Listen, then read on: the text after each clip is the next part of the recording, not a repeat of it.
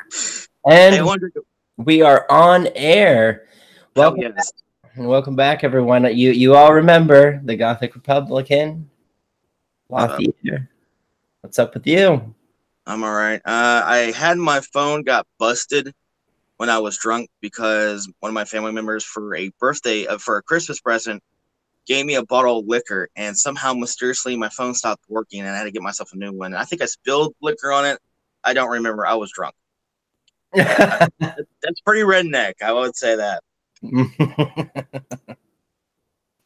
And I woke up. I'm having a beer already. I know. Hey, I have a problem.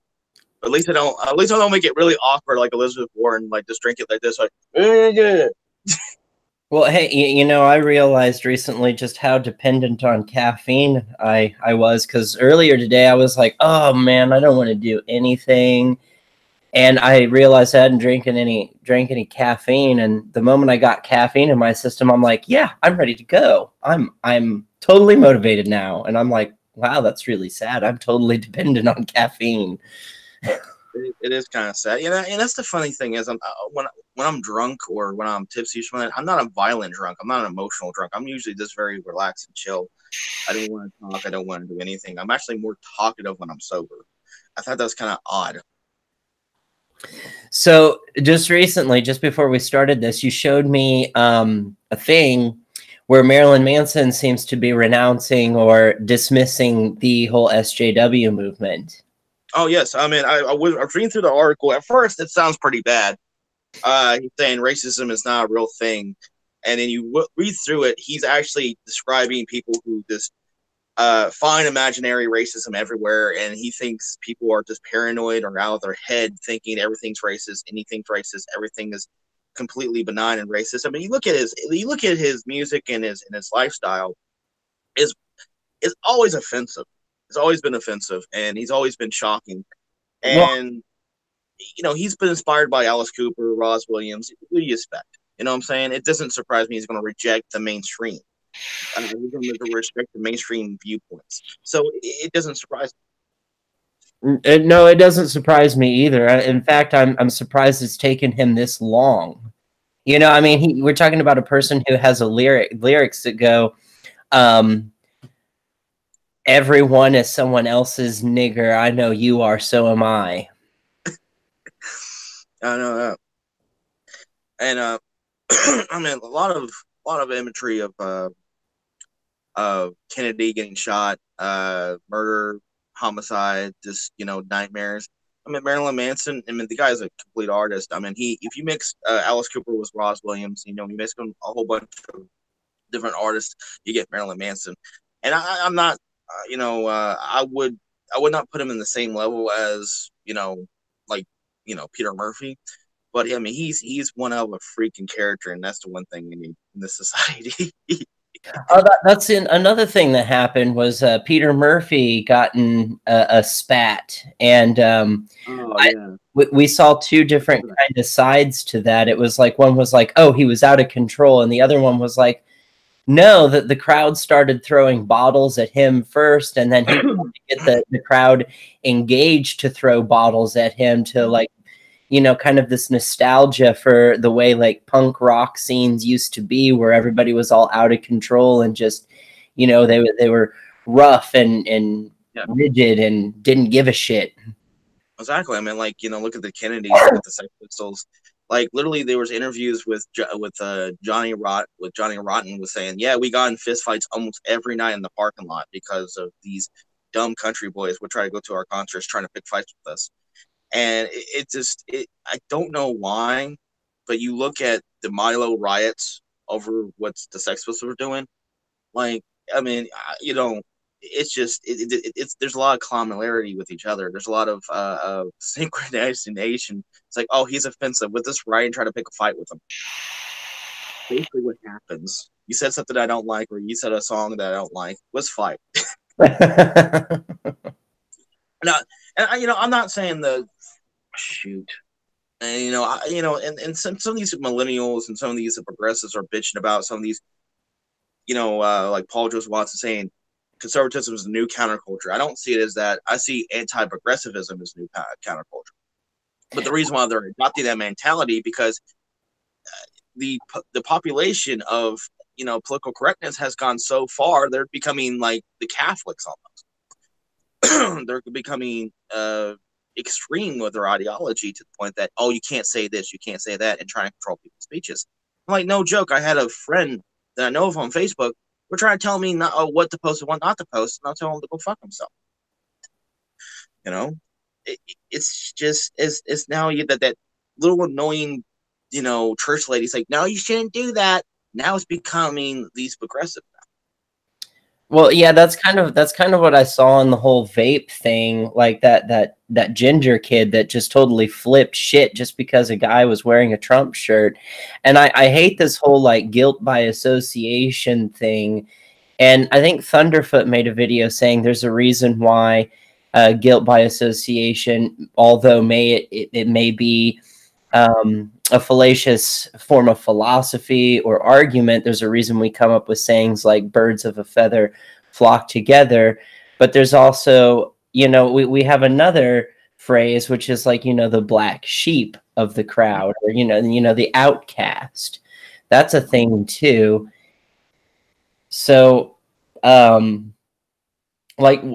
anyway, like, just because somebody's wearing a Trump shirt doesn't mean that they support everything that Trump does. It doesn't mean that they are this whole list of ideologies that a lot of these people on what I call the alt-left seem to think that the right-leaning people are in favor of. They're not in favor. Not all of them are in favor. And let's say the majority, actually the moderate Republican, is really more centrist and really kind of more what I would perceive as real liberal, like meaning, anti-authoritarian, than what the left has become, going up into like the whole like, well, we want to mandate smoking, we want to mandate vaping, and we want to mandate gun rights. We want to mandate. And it's like, you realize this is all authoritarian pushes.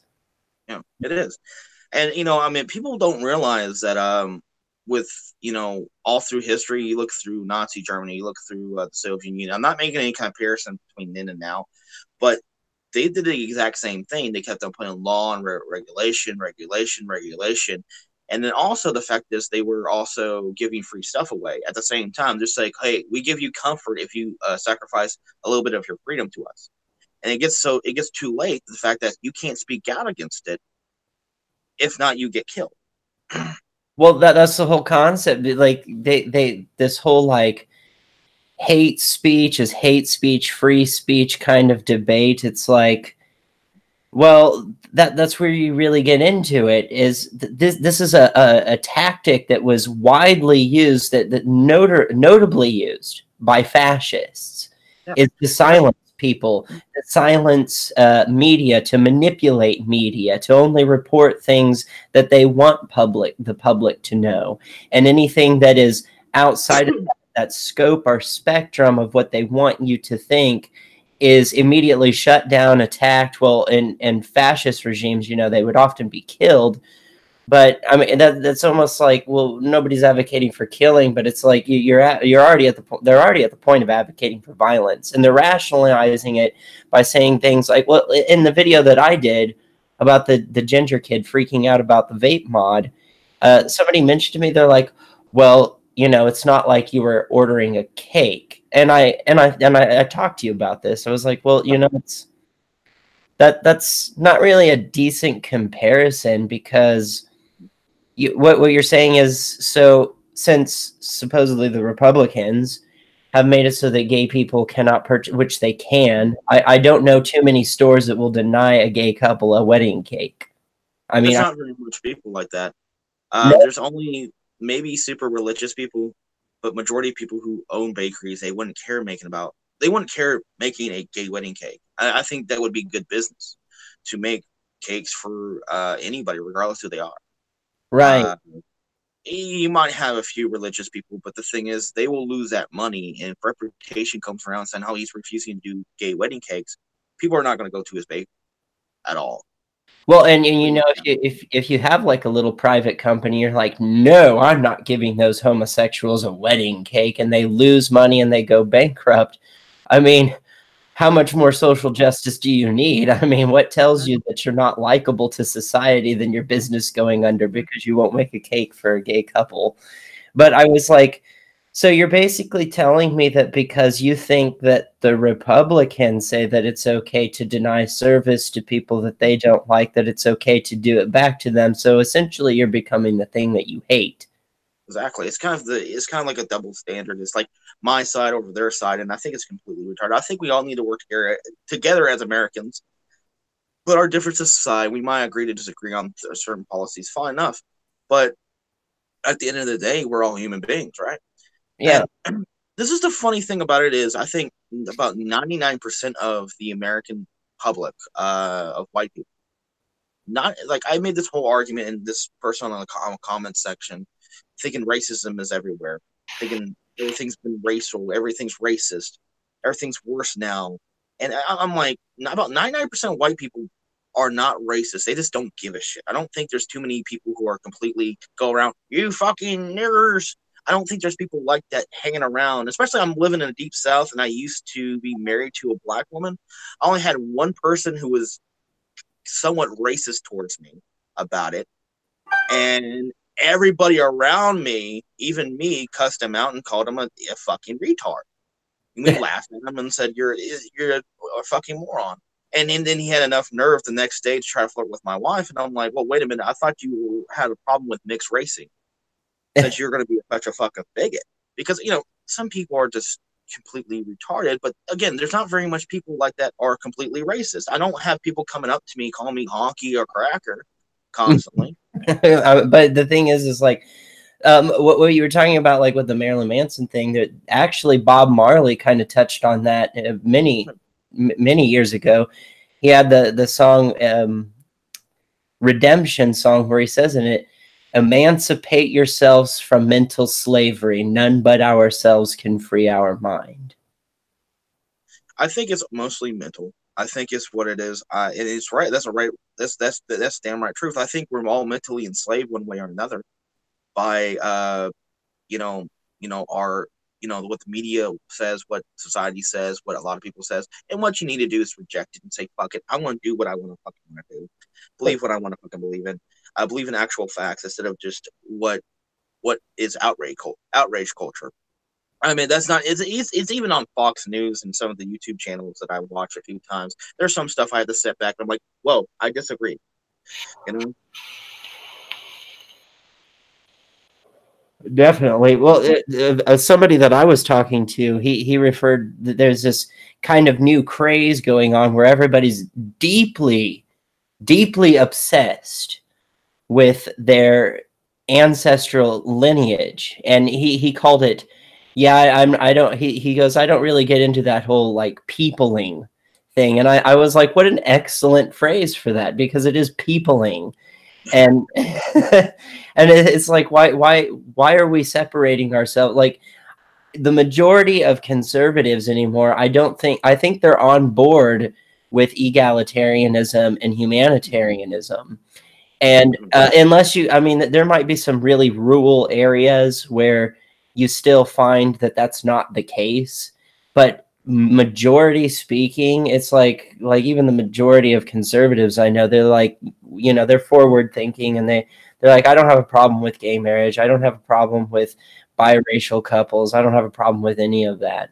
And it's almost like social justice brought that back to reality, and it's like for the longest time we were living without that.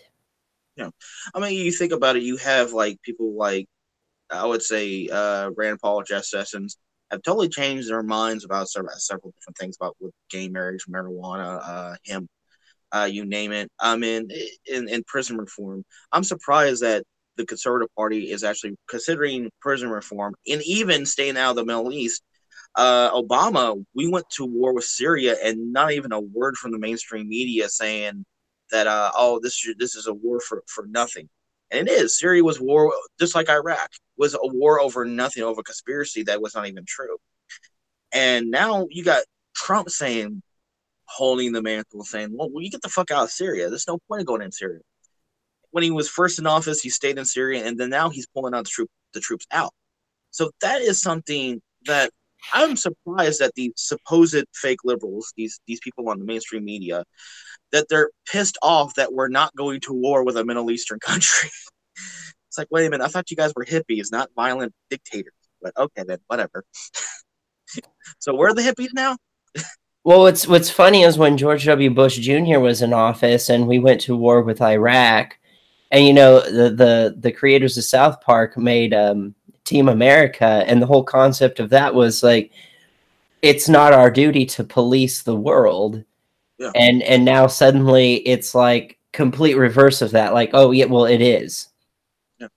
It's kind of funny that the you know, in that movie, you know, Team America, it was per se is presenting both sides as complete unhinged maniacs. It's like that one scene that it's like that one scene. It's like that. It's like, oh my gosh, it's a crazy socialist. I'm against war. Die, you warmongers! And I'm like, you're holding a machine gun and blasting soldiers. Okay, yeah, you're against war. Okay. It's kind of like with the same concept with Occupy Wall Street. They're like, we're so against war, but we're gonna throw bags of duty and piss at people and pick fights and take bricks and smack people across the head with it. Yeah, we're against war. Okay. That's kind of how I see Antifa anymore. It's like, we want a peaceful society. How do we get that? By beating the shit out of a bunch of people. Like, speech is violence now, you know? That's what their viewpoint is. It's like, is a thing of violence if I criticize you or misgender you. And it was kind of funny thing is that, you know, people make mistakes all the time. People accidentally, and I understand people who have gender dysphoria and it's a mental illness. I feel bad for people like that. But that lady from GameStop, the transgender, flipping out because it was one or twice that he ended up accidentally said, Sir. "Guy, man, sir or ma'am," and the guy was shaking the whole time, freezing up, like, "Oh, I'm so sorry, I'm so sorry, I'm so sorry," and he was just nervous when he was talking, and then that bitch has enough fucking nerve to justify that. I'm like, no, you don't have no justification acting like a jerk. He was shaking. He was afraid he was going to get his ass whipped by somebody who's 6'2", mentally insane transsexual. He's like, I'm going to get fired and get my ass whipped. What are those two? Well, she totally went off the hinge on, and she's totally playing the victim card on that. Like, oh, there's all these bigots and everything. It's like, well, maybe they don't have a problem with trans people. Maybe they just have a problem with you as an individual. It was kind of funny that the thing is, he could have said, dude, look, I am a woman, and he could have said it calmly, and then after the third time, I would have, she should have just walked out and said, you know, I'm done with you. I'm going to call your corporate office and just Google it. You know? Right. Instead of just blowing up like that, and especially getting a lot of attention and yelling about it, you know, you embarrass yourself right in front of a whole lot of people. No, that somebody was filming, you know? Well, I can say that, you know, sometimes when you get upset about something like that, like sometimes you just react. And, you know, so you can do the coulda, shoulda, woulda thing with that. But I kind of understand why she might have reacted that way. But I mean, I don't think defending that position is the right thing to do. I think she probably should have came forward and said, you know, I'm sorry I reacted this way. I should have done this. But sure. Yeah. But you know, also the thing is that she even justified it in the interview. In the interview, she justified it. Said, I would have done it a million times over. And I'm like, I saw that. Fox did that. Fox did that. Yeah. Well, I think it was a local affiliate or something like that. And I'm kind of scratching my head, and I'm like, what the fuck? You know? I mean, that's what I would have done. I would have been like, I'm really sorry I reacted that way. I should have probably been like, excuse me, I'm in the middle of transitioning. I'm a trans woman, and I would really appreciate if you would refer to me as a female. And I mean, that probably would have been the end of that. Yeah. I mean, it's a funny thing is that when I was, going through my goth phase when I was younger, people would, would call me emo, and I'm like, and I would kind of blow up that way when I was younger, and then after a while, I was like, I kind of regret that because I made myself look like an ass. Especially when I was like 13 years old. I'm like, I'm not emo. Fuck you, man. And then like now I just kind of roll my eyes. I'm like, no, I am not emo. I'm not overly emotional. I don't listen to Hawthorne Heights or My Good Charlotte. I listen to Bauhaus and Christian Death. No, I'm good. And it's kind of ironic. People would confuse the two, but at the same time, they both have the kind of the same dark mentality. And I find emo to be rather whiny and kind of poppy in sound. Yeah, it does sound more sad and pop music. It sounds like very kind of to me. It sounds like that the mainstream media solves this kind of spooky culture and says, "Let's just replicate that and just basically call it our own and call it emo." It's kind of people ever heard of closing the goddamn door? They just always sound so whiny. I hate that song. It sounds like a fucking pop song. You might as well just put Britney Spears in leather pants and black makeup and then call it emo. It's exactly the exact same thing. Well, I mean, just for comparison, like you have Roz Williams that sang about something similar. So you have who is the band that made that "Closing the Goddamn Door" song? Who was that? Oh god, I think it's Panic of the Disco, which is some pop band. The only reason why I know this because my stupid friends from high school would always play that stupid song, and I'm like, oh, shut up, turn it off. Well, so you know the lyrics to that song. So like Roz Williams, he has a song where he says, fishwives leave their gutters, mothers leave their sons, while the curious men with their curious smiles leave rejected in pairs one by one. But one of the lyrics also that he has is, we hide our bent husbands behind slamming doors.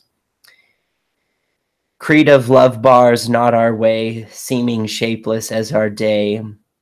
Feeding strangers lust and dark, and then something in an alley park. And you I know my camera's like it's trying to autofocus, and it's all right. And I just noticed that we're live on YouTube Live just now. I just had a notification just now. Yep. And the sad part is I still can't get onto I still cannot get onto my old channel. So I might have to make a new one, but I'm just going to put it as info hell and stuff like that. My question is, what are you looking forward to in the future with your YouTube channel and then also info hell?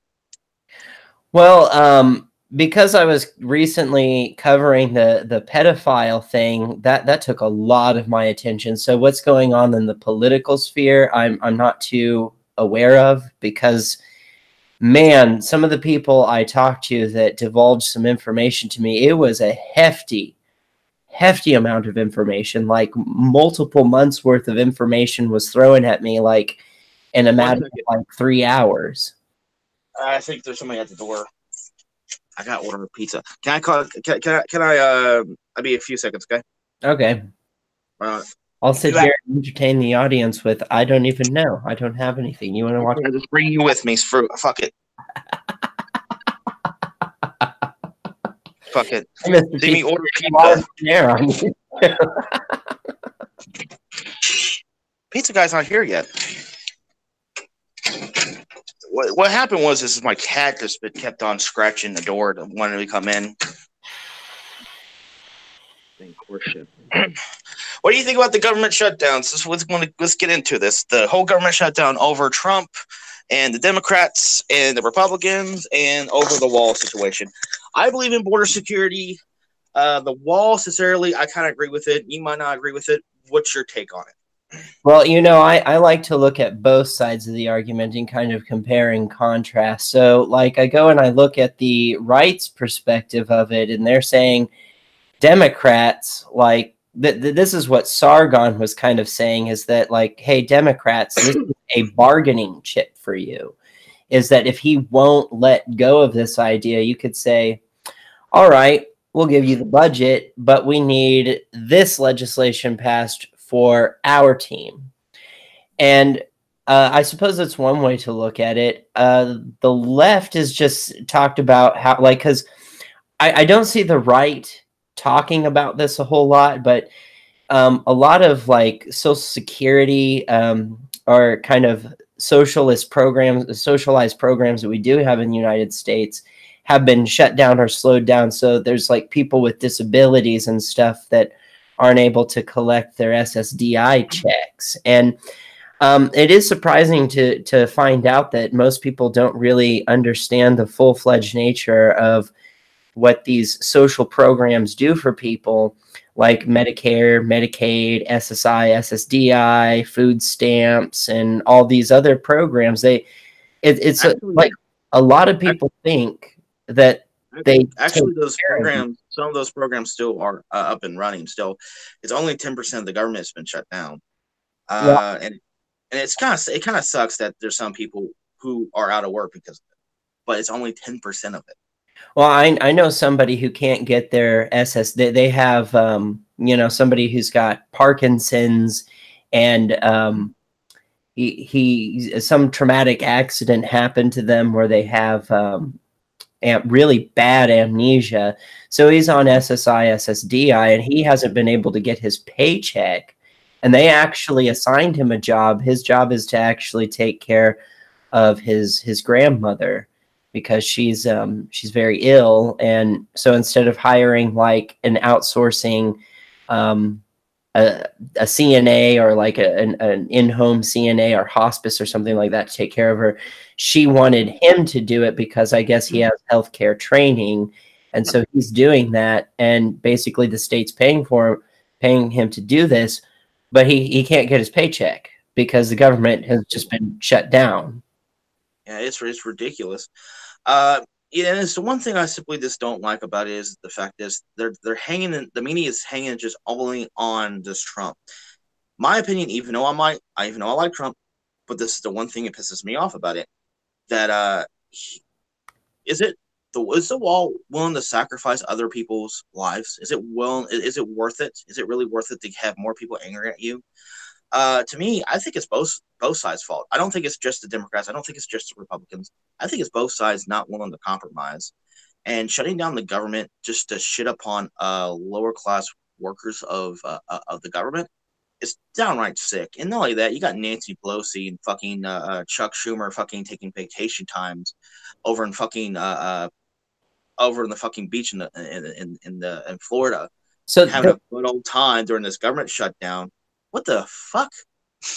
So they're on a sandy beach sipping margaritas, going just basically hanging up the phone on Trump, going like, "No, I don't want to," and not really taking responsibility for the amount of people's lives that they're exactly. And Trump's doing the exact same thing. He's not on a beach, but he's kind of throwing a tantrum as well. He will at least would negotiate the whole wall situation by, like I said, at least talking down the price. I understand it's going to cost quite a bit amount of money, and I completely understand there's other things, but there's other ways of doing it around. You can talk to other Democrats. You don't have to talk to Nancy Pelosi. You don't have to talk to Chuck Schumer. Fuck them. Talk to the other Democrats. Fuck them, because they're just being downright subverheaded. And not only is it complete hypocrisy that Chuck Schumer and even Nancy Pelosi at one point, they actually made a wall mandate of huge gates right across the border back in 2006. So it's okay for them to do it, but not Trump. It's kind of this double standard here that that they're against. Republicans talk about border security, but they're supporting border security. And I guarantee you, regardless who won, Hillary Clinton or Trump, they would still be talking about the wall situation. But it wouldn't. But since it's a Republican, the media's going to flip out over it. We've seen this with Trump before, though. Like he wanted to do like he wanted to get rid of the stop and frisk thing, didn't he? And the Democrats have been barking up that tree for years. And because Trump wanted to introduce it, they voted no on it, just in spite of him. Yeah. Oh, I mean, you think about it. It gets at first. It sounds like a good idea to stop and frisk. It does seem like a good thing at first. It gets people on their toes. The bad thing is, it gets more people distrusting on law enforcement, questioning authority, not trusting. You know, you think about it, back in the 1960s, you had law enforcement communicating with the public, getting along with the public. Now it's complete opposite. People just hate cops because of the stop and frisk, because of that reason, you know?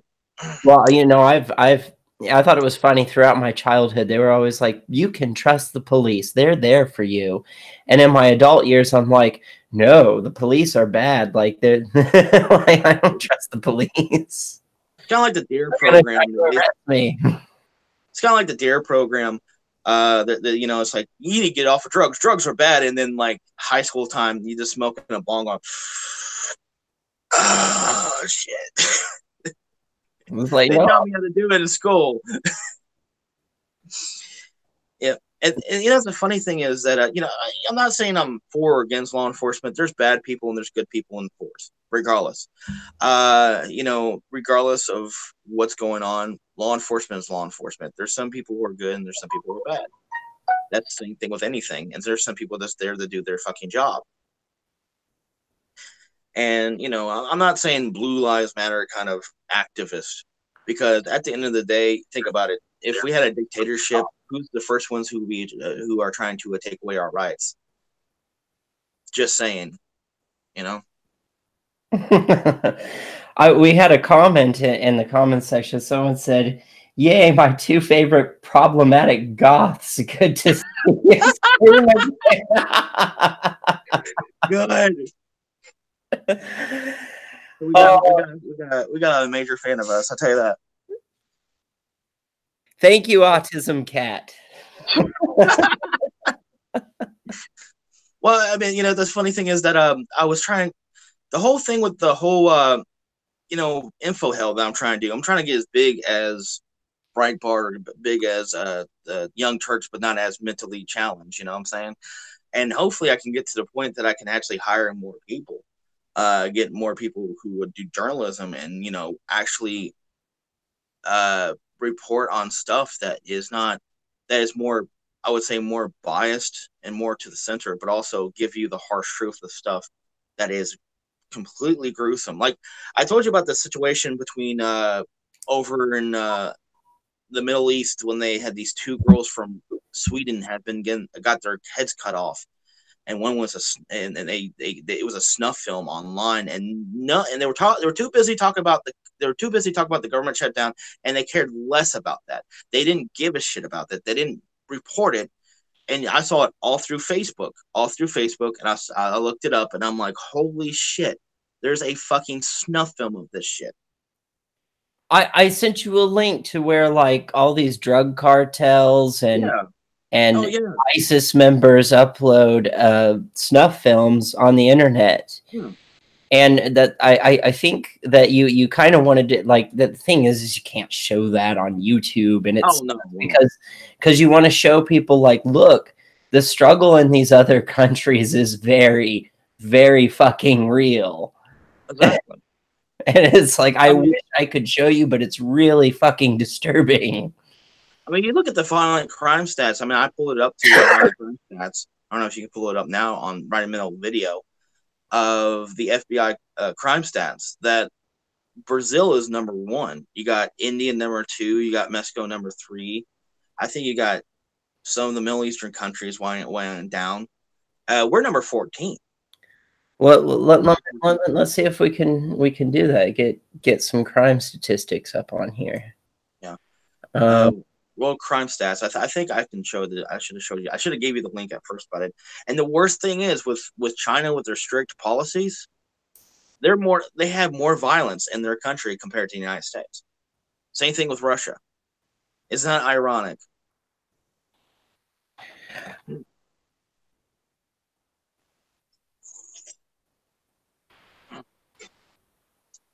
Let's look up violent crime stats. If you look up gun stats, you know it's going to pull up first United States because, hey, we love guns. It put in by Georgia. I don't want the crime stats of Georgia. I want crime stats by country.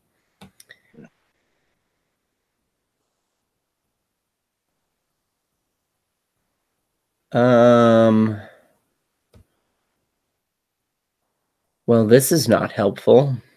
What is it? It's an official. It's the UCR, Uniform Crime Reporting Statistics. Okay then. But it doesn't actually say any statistics. It just gives their mission statement. It's like, okay, that's nice.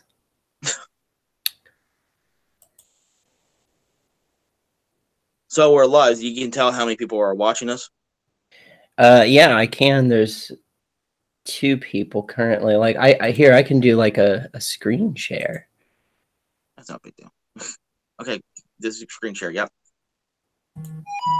So we have this thing, which is maddeningly unhelpful.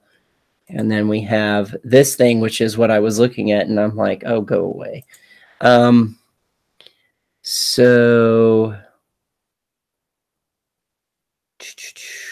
I don't know. What do you think I should?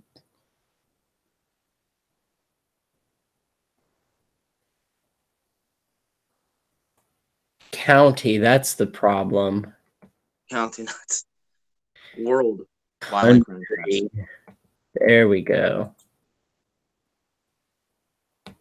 Here we go. There you go, Brazil. Look at fucking Brazil. And see, you wouldn't, a long time ago, you wouldn't have expected that because, you know, Brazil was doing really, really well. And they're socialists now. And that's what happens when you have implicate socialism. India has always been a hellhole. It's always been a shithole. You know, no offense to people who are Indian, but it's, you know. Well, and when you get to the, like, when you get to like the Middle Eastern countries, it sucks because they don't give accurate statistics to the UN. No, they don't. Well, also you think about it, a lot of their laws is to the point of like, oh, you get murdered if you announce Islam, if you get murdered if you're a homosexual. So I mean, those countries can be actually more violent compared to Brazil or Mexico, and you know, China and Russia. Well, as of 2009, the United Kingdom has seen like crime going up. See, like Afghanistan doesn't even really have anything. It's got no graph or. Yeah. Well, you know, also, you know, the UK, their crime has been going up because of knife crime, because now they're talking about knife control, and you know, there's been people who criticized, who are these, you know, people who would criticize, you know, gun activists and say, oh, they're not going to get rid of knives. They're not talking about knife control. You're just delusional. In England, they're doing it now. I don't even see where the United States is on here, but it's number 14.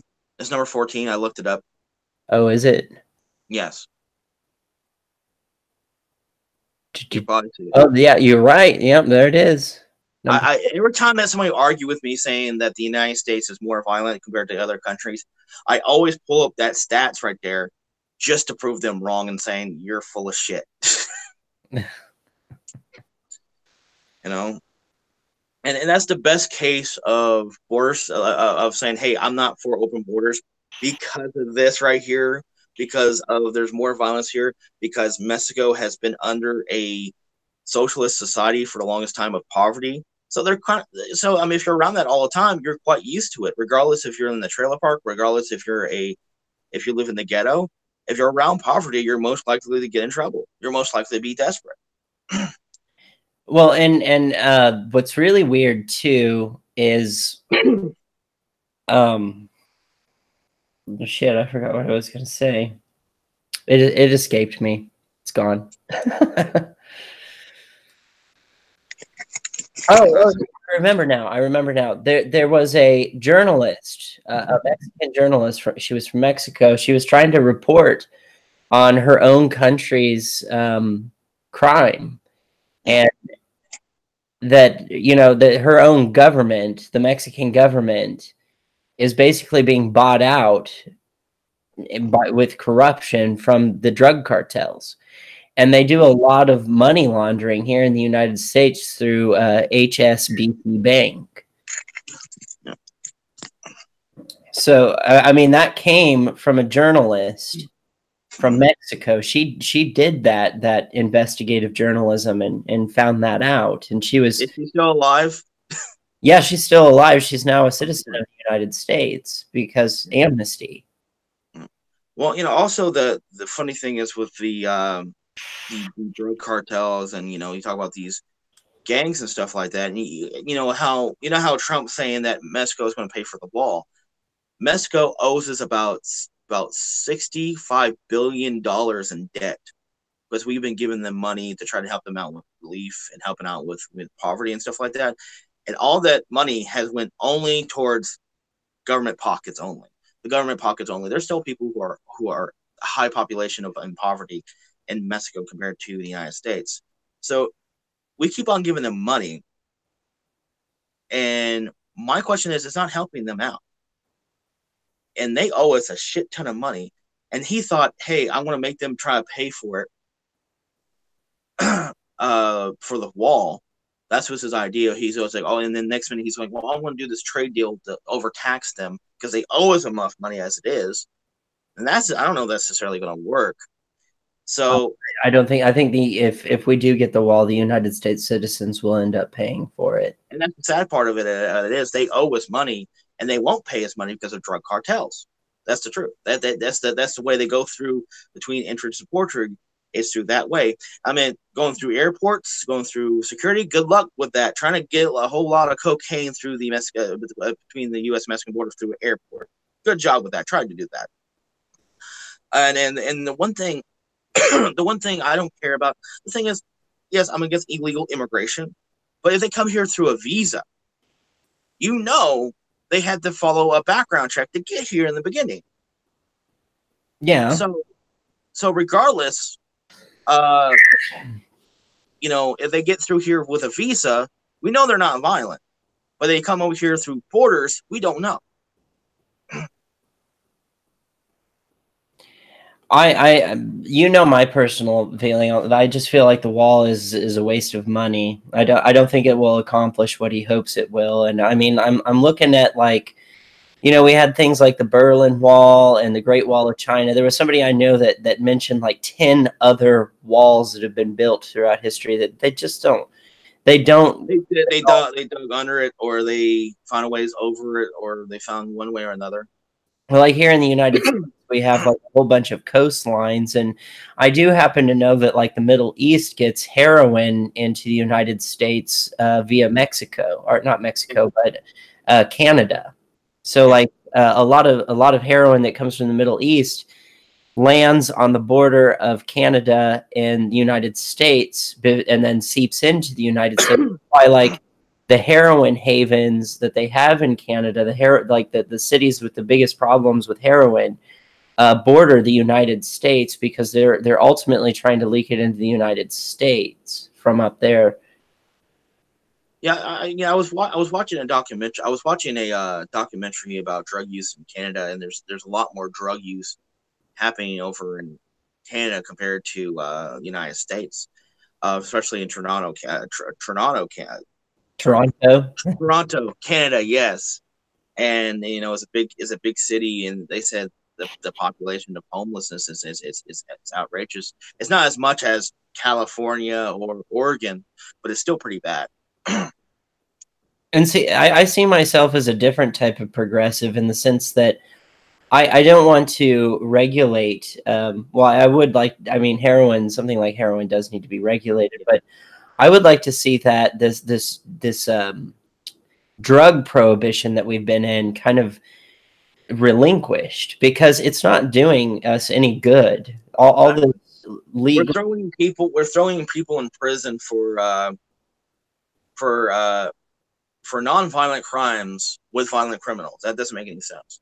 No, and ultimately, when we're talking about addiction, we're talking about somebody who has become physically dependent on a substance, and it's like every time we look at why we criminalize these people, it has nothing to do with the drug itself. It has more to do with behavior than anything. And it's so I mean, if we just focus on the behavior, it's like, well, if they commit theft if they murder, they rape, if they have violent tendencies, then yeah, you have a reason to arrest them. But if the only thing that they have done is the drug itself, and that's it, and then they're still considered a criminal, it's like, well, this is a person that has a problem. They have a dependency problem on a substance. They're not a criminal. Yeah. Well, you know, instead of throwing people in prison, which costs more money, if they just put them through rehab, that would be a whole lot more better. That would work out a whole lot more better when overcrowd the prisons. These drug addicts ends up repeating the same offenses, but because of prison they become more violent. They become radical. Yeah, and then, you know, to me, if they legalize marijuana, it would help out a whole lot. Because, I mean, hell, fuck, I think everybody fucking smoked it. I think everybody in Congress who was a teenager has smoked it before, and they act like they don't. I'm trying to get some more light on there. Stop it. Blurry. Yeah, I know. But what I was saying is that you know, I took shrooms when I was younger. I took, you know, I've known people who took acid. I have took pills before. I tried cocaine one time, didn't like it. I smoked weed. I got drunk in public. Like I said, there's a lot of things that I have done that I'm not proud of. But any time of those times, of those rare occasions that I want to try this out, I could have got caught. Got caught by law enforcement when I was 14, when I was 16, when I was 18, when I was 19. And the person's life is shattered when they're young, you know? Well, and it would affect you for the rest of your life if that would have happened, just based on, like, I tried this, I didn't like it, moving on. And you would have found that, you know, if you got a felony record, that being able to get a house or rent an apartment, being able to get a job, all these things are inhibited.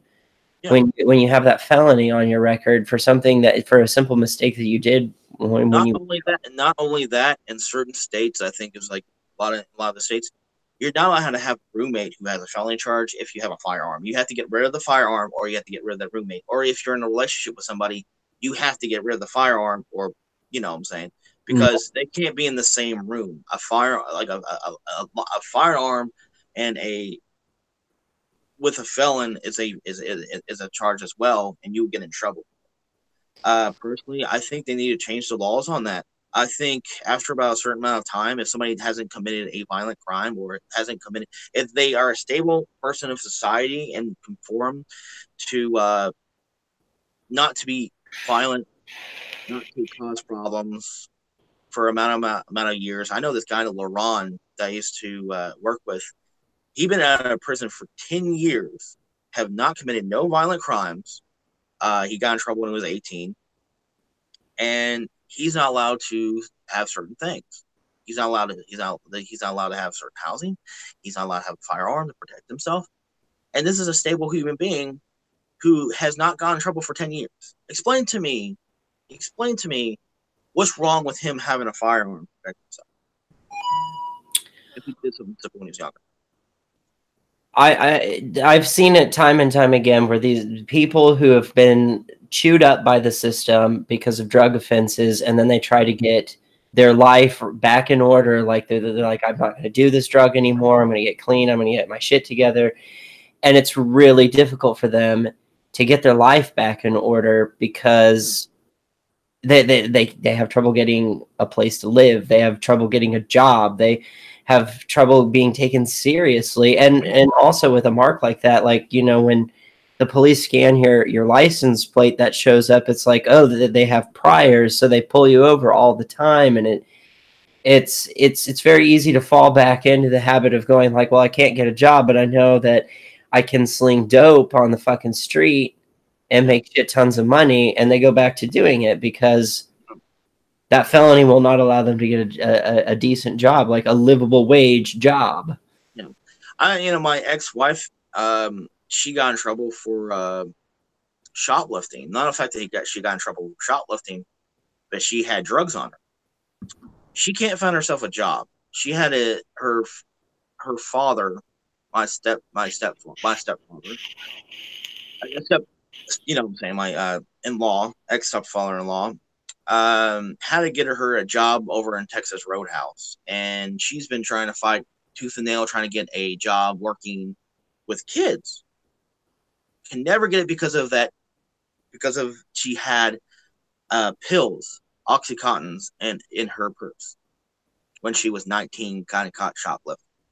And it was so hard for her dealing with that shit. Can't get herself a better job, can't get herself a future. I couldn't have a firearm because she had that.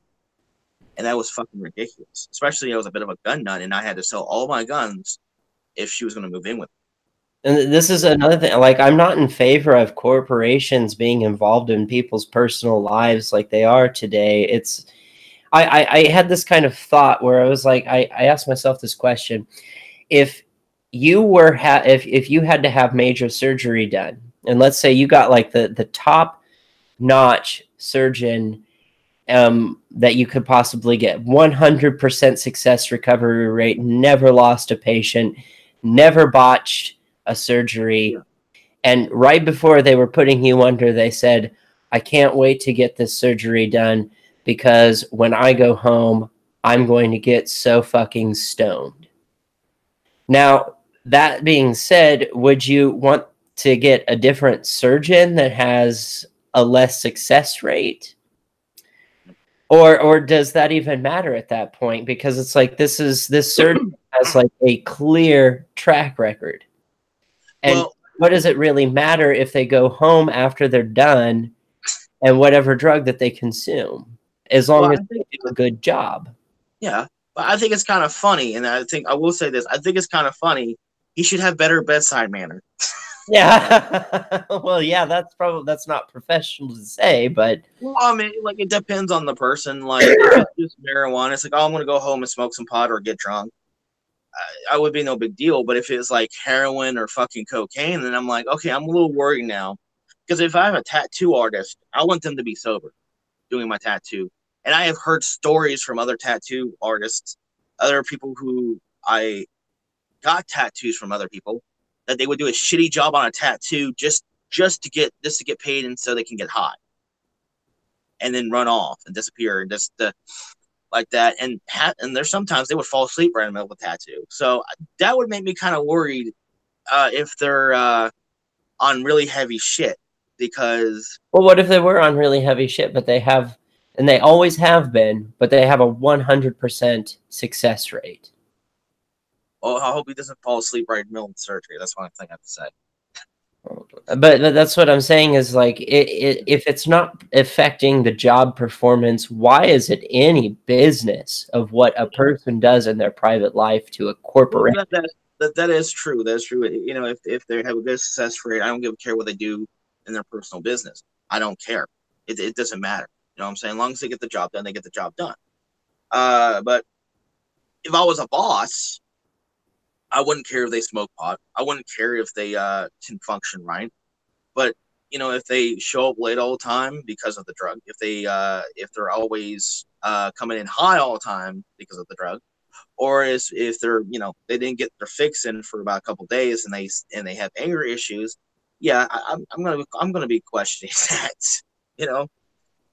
Well, yeah, but and that's a different thing, you know. If they're going through withdrawals and they're being very, very volatile, it's like, well, you know, going through withdrawals at work is probably not the right place to do that. You know, maybe stay at home, or maybe they have to take a leave of absence or something like that if they're going to get clean. And the thing about it with statistics like that, looking through that, is that I've come to the realization of this is that it's 4% of people actually quit with help, and without help, it's still only 4%. So really, people really only quit when they really want to. So it's an individual choice, preference, and freedom that they have to make that conscious decision. Hey, I need to quit doing this. I mean, you get into a scary place in your life, then you know, you might have to quit. You know, I mean, when reality hits you in the face and saying, "Okay, this is not no game." But there's some people out there who are psychopaths. There's people who have no emotions, and there's some people who are just suicidal, just simply just don't care. It's like, if I die tomorrow, okay, then, as long as I'm getting high. And there's also this kind of mentality as well. Well, this is all about an individual that, like, I mean, Yeah. I did heroin for, I don't know, like a year and a half, 2 years, something like that. And one of the things that made me decide to get clean was I had a thought one day when I was really, really high. I thought, you know, no, it doesn't matter if my apartment burns down or if I run out of money or if I lose my job, as long as I have heroin. And then I stopped myself and I was like, Mm-hmm. I was like, did I just say that nothing mattered as long as I had heroin? I was like, that's not healthy. I need to quit. Yeah, that's horrible. And so I did. I quit. And now I'm terrified of it. But see, then going back to like the employers, like you know, you think if my employer like saw a video like this of me talking about being on heroin for a year and a half, 2 years, like how would that would reflect on me? And it's like, well, really, it's none of your business as long as I show up and I do the job that I'm supposed to do. Why do you care? Yeah, I don't think businesses should worry about people's personal lives at all. I mean, especially the stuff I talk about on my channel, especially the stuff that you talk about on your channel, especially when you're dealing with the ideology of PC culture. I mean, you might have a boss or somebody higher up that be like, "Oh, I am offended because you have white privilege, and oh my God, you're questioning my authority and it's controversial. You're fired." That would be And they really look weird at you to me like for you're the override almost, you that, know? that would be really, really strange to me if somebody in a position of power over me were to tell me that I had white privilege. I'd be like, what? Yeah, the worst thing is, I'm just saying, a lot of these college campuses that they teach this kind of ideology down to people because they want that viewpoint onto the world and society and people with higher ups. And after a while, half the time people who are going to college, they just simply just don't give a shit. They really don't care. They just want to give a good grade, get a big fake smile on their face, and just go forward. You know, they just don't give a shit. Well, I don't know about I live in poverty. How about you? Do you live in poverty? Are you Yeah, well off? not very well off. I work one fucking job, fucking putting stuff on shelves, making about $11 an hour, 40 hours a week. You know, I mean, and to be honest with you, when they had the tax cuts, when they had the Trump tax cuts, when I saw my check and I'm like, my eyes just widening up. I'm like, did I got a fucking raise or what the fuck happened? Because I was a bit skeptical. I was a bit skeptical at first, and I was like, holy shit, there's like a couple $1,000s. Normally I get about like between 650 to 700. It's not that much. It sucks. They take a lot of taxes out for fucking health insurance and stuff like that. And it was like living by paycheck, man. But when I sit there and looked at my check, and I'm like, God damn, I want to get drunk tonight. You know, and to me, I mean, it makes it well worth the work when you get those bonuses. And I think a lot of people who never worked, who have been spoiled brats, who never experienced that, they're the completely ungrateful son of a bitches I ever come across with. You know what I'm saying? You know, going through grime day by day, pulling your hair out, going with stress, rude customers, managers who are ill intent of just being nitpickish, and then all it pay, and then I go home with barely enough to pay for my rent, my food, and everything else, and my electric, and it's such a disappointment. And then when you find that 1 month that you get a good bonus, I just like, fuck yes, you know, it makes it well worthwhile. Um, you know, I said to somebody, he asked me, it's like, well, you know, it's like, well, do you want a Trump? He asked me, do I want a Trump poster one time? I said, no and yes. I was like, why? So there's going to be some days that I want to punch that poster, and there's going to be some days I want to kiss it.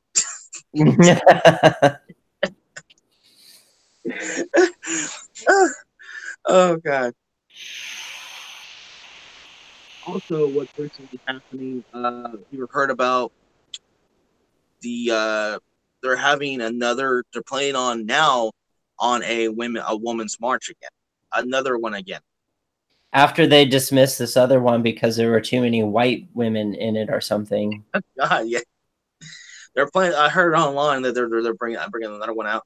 Not only that, you heard about the drag queen, the 10-year-old drag queen, right? Yeah, somebody was telling me about that. They're like, nobody's talking about it. I'm like, are you kidding? Like, this it's become like a viral thing. Yeah. And then there's a picture of a grown ass man right beside, naked, completely naked, right by the 10-year-old drag queen. And I'm like, I dress in drag. I know a lot of drag queens. I know a lot of people. They would not tolerate that kind of behavior around, especially around a 10-year-old. That's fucking disgusting. You know? See, drag performance is an art.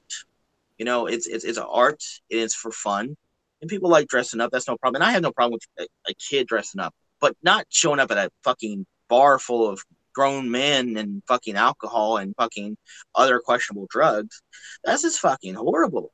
Yeah, well, there's two different environments that kind of thing should be. Like, I don't have a problem with children participating in drag shows or whatever, but Yeah.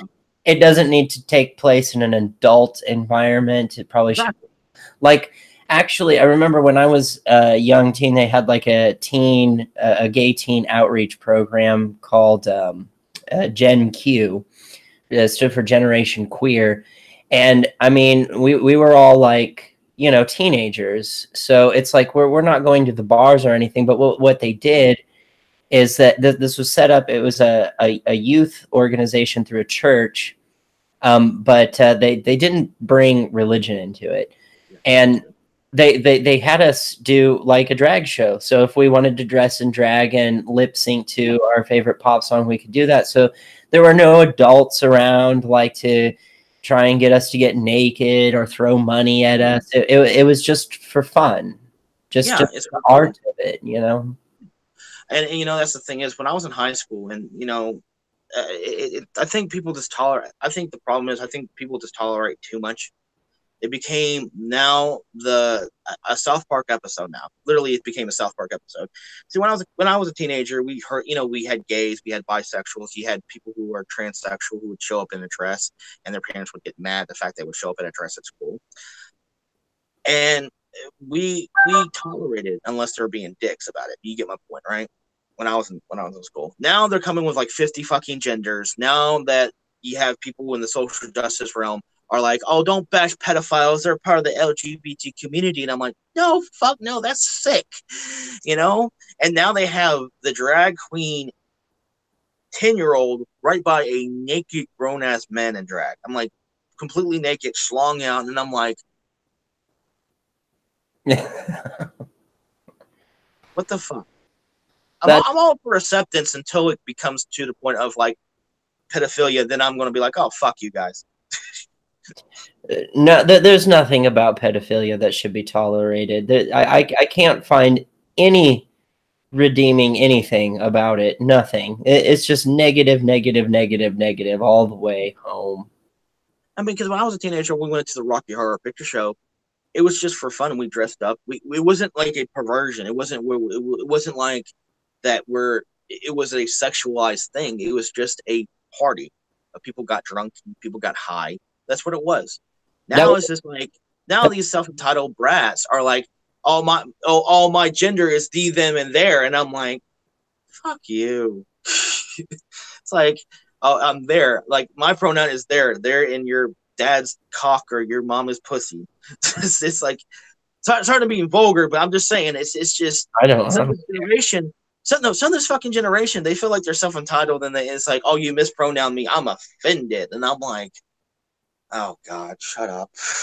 Well, I mean, like I get it to a point, but it's at a certain degree when you have like 30 pronouns, and like I think when I looked at the amount, like the last time I looked at the amount of pronouns that were listed, like Shoe on Head found one that was like a whole like book of fucking pamphlet. It was crazy, and it's like it's getting to the point where it's like, look, sweetie, I am too old to remember all that shit. You know, it's the funny thing is about it is it's just I think they're confusing sexuality between gender.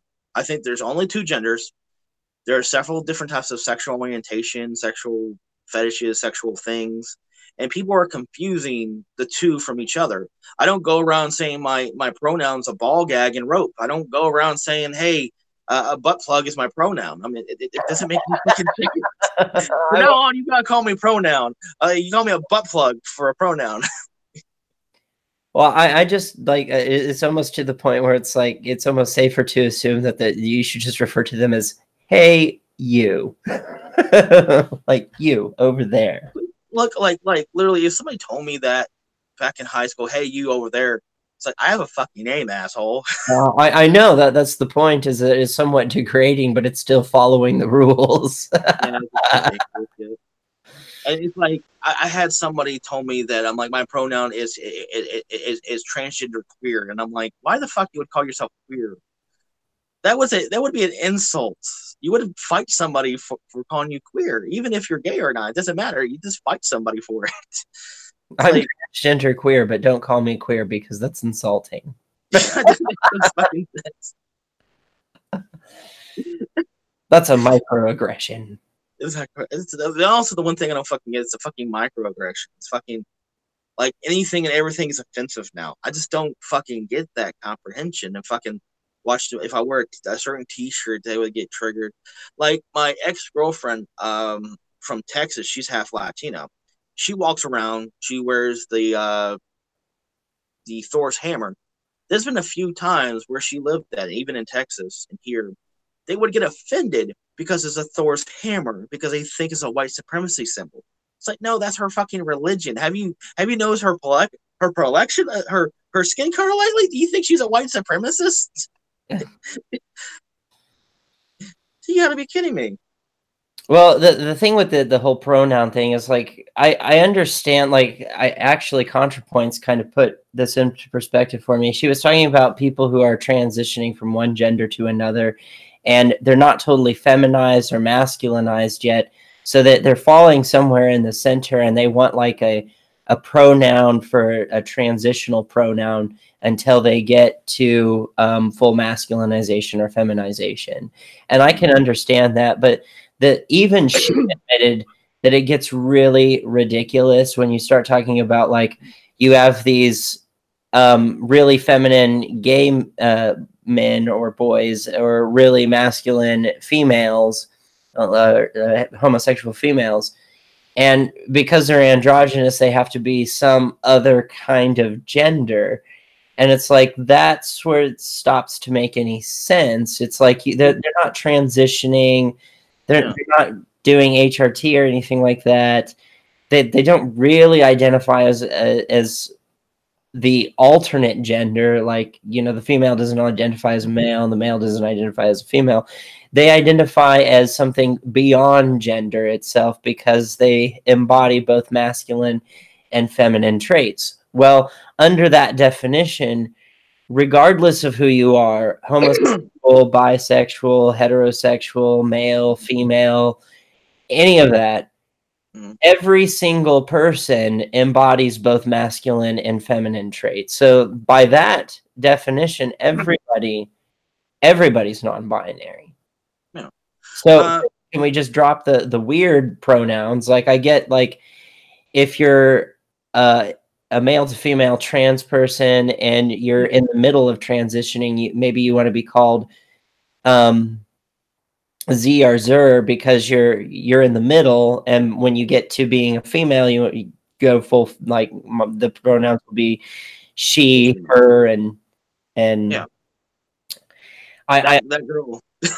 Yeah, well, I get that, but when all you are is like just androgynous, it's like, well, you're still like a male or female. And you know, and that's the funny thing is, when I was in high school, there was very androgynous men who were feminine, but they were 100% straight, but they acted gay. You know, and there was a word for those people.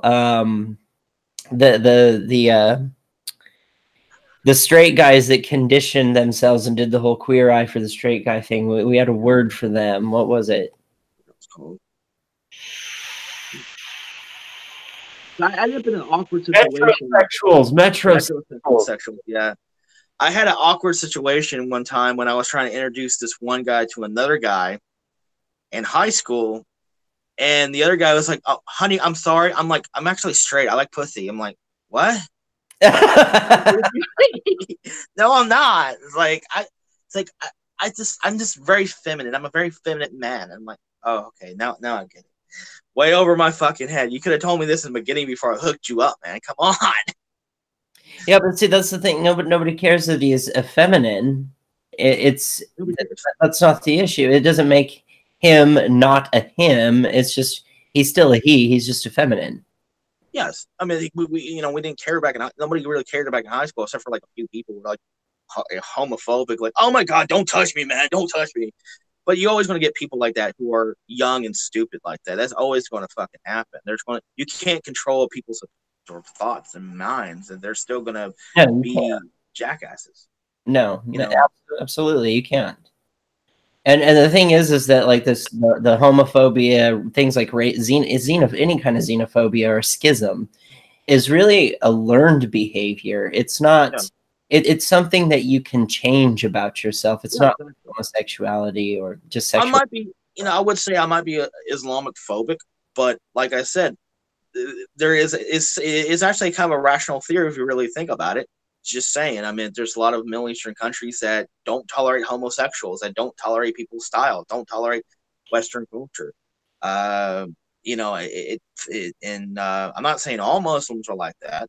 And to be perfectly honest with you, I think I personally hate China because they're fucking disgusting because they're throwing Muslims and Christians and Jews and pagans and Buddhist monks in prison for what they believe in. They're murdering them. Yeah, it's horrible. It's messed up, and I think it's fucked up. The Chinese government is becoming to the point of Hitler, the Nazi movement almost, and that's the thing is with I have no problem with Muslims in general. It's just the extremist ones or the ones who might be too far out. That's why I'm kind of hesitant of bringing in refugees. That's the point I'm just trying to put up to the point of the right there. And people would call that bigoted. I'm like, no, that's just being safe. That's just being fucking safe, Well, the way that I look at it is like I don't have a problem with individuals. It's like an individual can be Islamic and that's fine. It's like I have no quarrel with the individual. I have a problem with the whole philosophy of the Islamic faith. And it seems like that's what PC culture has really done is that anybody who's in that kind of bracket of being an atheist or nihilistic and criticizing any kind of religion or dogmatic principle, there's a stop put to it because it's like now if I criticize the dog shit in your religion, suddenly like I get attacked by the PC police. Yeah, it's ridiculous. It used to be the other way around. Personally, I think every kind of religion, regardless of what your religion is, I think everybody needs some kind of form of criticism one way or another. It's freedom of speech. You have the right to say it. I mean, this is America. The whole point of America is the English left England. The founding fathers said, look, we're tired of the church trying to tell us what to do. And, okay, these are Christians run away from Christians. These are Christians who had different nominations or different viewpoints on Christianity or on the Bible compared to the church, the English church. They said, look, I'm tired of you guys dictating what to believe, what I should believe out of this book. Fuck you. And basically, we're tired of your taxes. We're tired of your bullying. We're tired of your monarchy. We're going to have a democracy just like France. And they did that. The whole point of Americana, is freedom of speech, freedom of religion, freedom of assembly. And I think a lot of these leftists forget that the Christians have the right to assimilate as much as the Muslims, just as much. As well atheists. And the worst part is, and same thing with atheists. And the worst part about these Antifa fucks, they're so nihilistic towards, and they're so vicious against Christianity and towards Judaism, against Israel. They're willing to attack a group called Patriot Prayer, and attack them because they're speaking out against them and their violence. And this is a Christian organization that helps out homeless veterans. And they're calling them Nazis. How they're Nazis is the founder of Patriot Prayer is an Asian American. Wait, I'm going to drop a bomb on you. Okay, so you said so that they appear to be anti-Semitic. Yes. There's a group, I think they're called Habis, and their mission is to help people who are going from one country to they help people immigrating is what they do. But get this, they are a Jewish organization. And how it was founded was Jews escaping from communist Russia, Jews escaping from Nazism, and Jews escaping all these different things. So they created this organization to help people who are refugees fleeing from problematic countries and looking for asylum. And their job is not to process them into the country or anything. Their job is just to help them do the thing they need to do. But it's a Jewish organization, and they are helping Middle Eastern refugees in countries all over, in Western countries all over the world. So it's really funny because I think Antifa is in that kind of, we're defending the group of Islam right now, and we're hating the Jews, but there's a Jewish organization that's actually and the one thing I didn't like about, the one thing I dislike about the Antifa groups, they claim they're not Nazis, but yet they blame Israel for everything. They think Judaism is completely evil, just like their mindsets are kind of close to neo-Nazis. They're defending Islam, but they're known for being up on atheists for criticizing Islam. But you have to realize atheists criticize every religion. That's what atheists are. So I mean, it seems kind of odd these days. And I told my friend Joel this, and a few other people. It seems kind of odd that these atheists these days are considered right-leaning or the alt-right now, because they criticize a religion.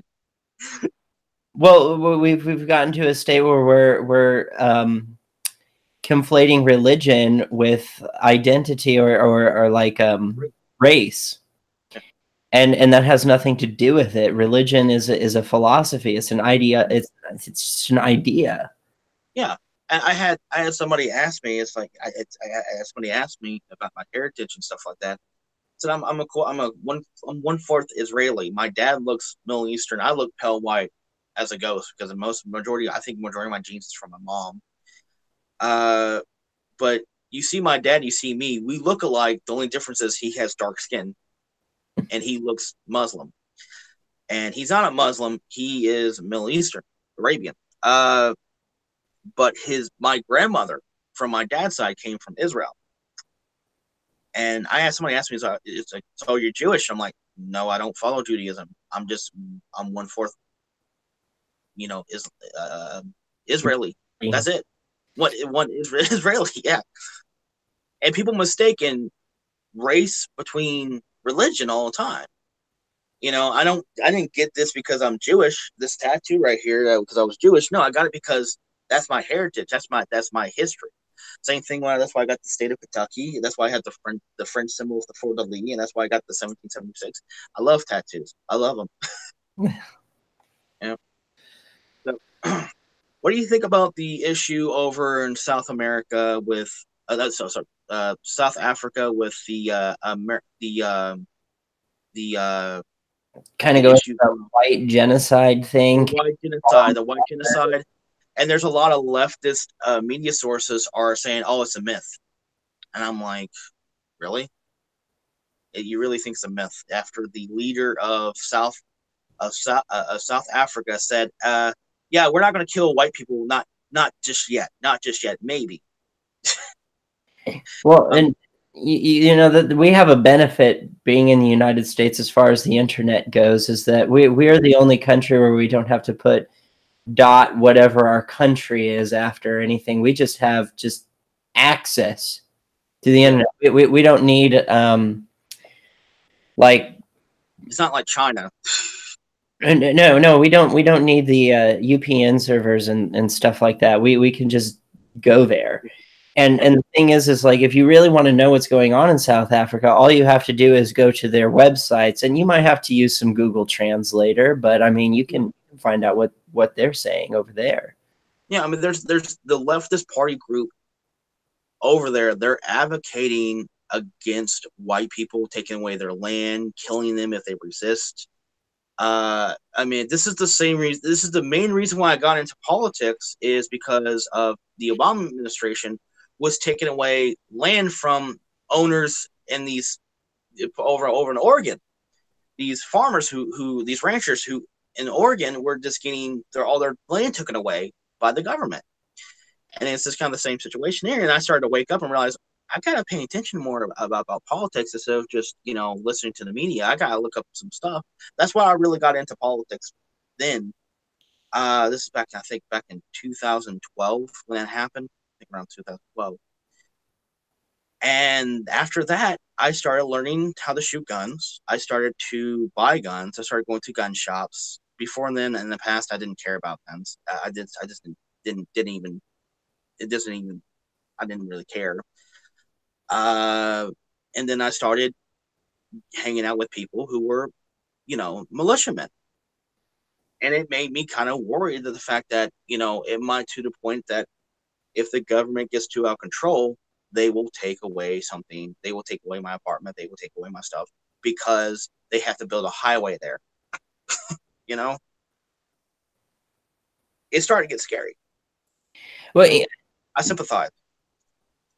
What's interesting, though, is how much power corporations have in the United States, and that's something that concerns me. And I kind of broke this down, and I thought about it like, well, we really kind of have a living example of communism in the United States. So let's say that the proletariat in this situation is the business, big business, multi-conglomerate corporations, etc. And let's say that the bourgeois would be the government. Well, the proletariat in that scenario has absolutely overthrown the bourgeois, and now they're running amok. Like in the United States, there is nothing mandating what your hairstyle can be, how you can express yourself as an individual. You've got all these tattoos and everything, and to United States law, you have every right to express yourself in such a way. Now, you go to a company, and they'll be like, well, if you're a guy, you need to have short hair. And you could be like, well, that's sexist. And if you're a guy, you can't have piercings. Only females can have piercings. And it's like, well, that's sexist. And if you're white, you can't have dreadlocks, because when white people have dreadlocks, that's not perceived as professional or something like that. It's like, well, that's kind of, that's discrimination of a sort. And you can argue all this stuff, and they'll tell you, well, if you don't like our policies, then you can go somewhere else and get hired on somewhere with somebody who doesn't care. And it's like, name me a fucking corporation that doesn't care.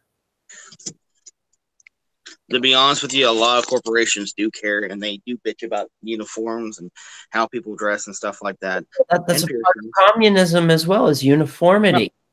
Yeah, exactly. I mean, where I work at, they bitch about me about my piercings, and I have to take them, not the one on my ears, but one on some on my faces, and I have to take them out and put them in a separate container just to work, and put my nose piercing up my nose just to look like I'm halfway normal. But even though I have tattoos all over my arms, sleeved up, we're not going to pay attention to that, but we're going to pay attention on the stuff on your face. It doesn't make any sense. Well, and to me, that's a sign that, the corporations at that point are dictating onto the society how we can conduct ourselves, even in our personal lives, where it's like, just the self-expression that you have isn't for the company you work for. It's for your life and what you do outside of work. It's a way of saying, this is me, you know, me as an individual. This is what defines me differently than the rest of the world. These are the rest of anyone else in the world. Is, you know, I am unique. Yeah. And what I would say, the thing is, when I was helping out with the magazine, when me and a few other people running Darkest Goth magazine and the events over there, I had to stop talking about politics because you know, like I said, they were trying to get people into the events and stuff like that. That's understandable and stuff like that. But like, I got so aggravated after a while. I said, "Fuck it. If you guys don't like me, just unfriend me. Go ahead, whatever." I got tired of it, and I said, "Screw it. There's no point." And it got to the point that I had the person who was controlling the magazine, running the magazine, and because I was interviewing bands and stuff like that over in Cincinnati and over in Louisville, saying, "Oh, you shouldn't put any political stuff on your own personal Facebook because you might scare people off." And I'm like, "Okay." And then right on the magazine, he ends up making fun of Donald Trump, and I'm like, "Fucking hypocrite!" Really? It pissed me off, and I started writing to him, and I started messaging him like, "Look, you're a complete hypocrite. I don't want to see politics on the magazine. I don't put it on the magazine at all. I understand if it's your own personal Facebook. I don't give a shit. But you're a complete hypocrite when you put it on the magazine." Well, and that's the problem that we've reached in today's society, is that there's no like competing ideas. It's like, this is my idea, and anyone else that has a different one, we're just going to push you aside. And it's like, well, I think it's important to look at both the arguments from the left and the right. And there's multiple arguments from both categories. It's not just one. Well, you know, the one thing I just simply don't like also, and I know I'm sitting on my bed, but the one thing I simply just don't like, just leave the politics out of it. You know, if you're running a company that you want to keep politics out of things, then don't go behind my back and then write an article about how you don't like Donald Trump and how that you're against the internet bill. I don't give a shit.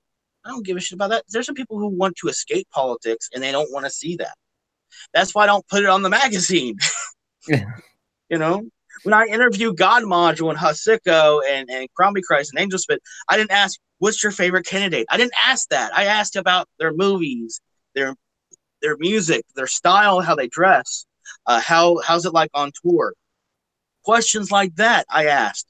The Info Hell and Darkest Goth magazine are separate from each other. I have two different aliases on both of them. So I mean, it's not. That's the thing, is I'm keeping them separate from each other. You know, my own personal Facebook's my own personal Facebook. Oh well then. I think it's ridiculous that they're trying to get on you what you had on your. Again, like I really think like an employer has no business in their employee's personal life. And it was kind of, he finally deleted the argument, the that part of the magazine. So thank God, because I mean he kind of agrees with me after a while, after I convinced him a few times. And you know, then what else would happen? All this stuff coming out of the woodwork of one picture of the Death in June t-shirt, people making comments, "Oh, he's a neo-Nazi, he's a white supremacist because he has a Death in June t-shirt." And I'm thinking in my head, I'm like, do you dumb bastards ever fucking listen to Death in June? The guy is a homosexual who took acid and he was a complete hippie back in the 1980s. And you're telling me that that I'm wearing this shirt that makes me a white nationalist? No, I'm a fan of the band, you dumbass. It's like, just because I wear a Killing Joke t-shirt doesn't make me a communist. And a lot of their imagery is very communist. Are they communist? No, but they just like the imagery of it. I don't think Killing Joke is communistic, are they? No, they have a lot of their symbols are very kind of the sickle and hammer.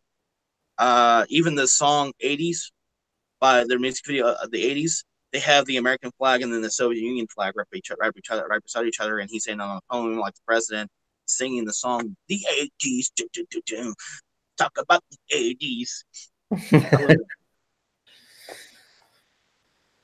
Well, I know that like in Sex Gang Children, they talk a lot about like Susie Sue from Susie and the Banshees talked about this a bit. Is that, you know, like in the 80s, she talked about how her parents were still kind of glamorizing and going over and talking a lot about how they had won the war against the communists and the fascists, and so they would do things with communism and fascism to kind of just piss their parents off. But I mean, looking at like Sex Gang Children, it's like they don't have anything nice to say about fascism or communism. It's just like this, like anything dictator is just bad. It's like, let's talk about atrocities. Let's look at dictatorships. And, you know, it was kind of funny with meeting up with these bands. The most interesting conversation and the most interesting interview I ever come across that I ever had, and the interview I had, the most embarrassing time of me interviewing anybody was meeting up with God Module, the band God Module. Yeah, you heard of them, right? Yeah, I have. Okay, then.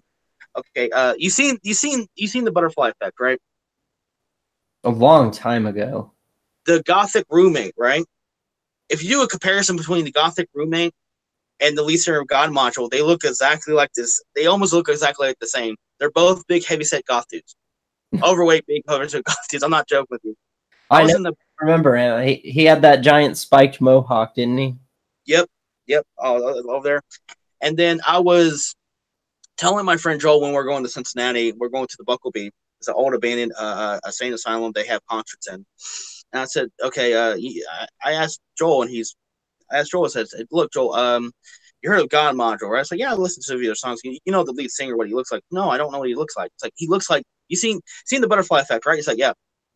The Gothic Roommate, he looks exactly like him. Oh, he does. So yeah, he looks exactly like him. Okay. When we go there, we have to interview him. We'll try to see them first. Screw the other bands. Fuck the other bands, the local bands. Don't get me wrong, I like them, but we got to get them last. I'm like, okay.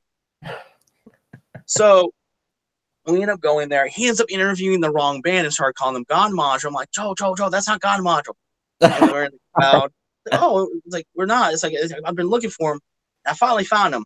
I pointed out to him, and I pointed out from the other side of the area. Of course, Joel, I mean, I don't know why. I think he did this on purpose because I told him not to act like, I told him not to embarrass me.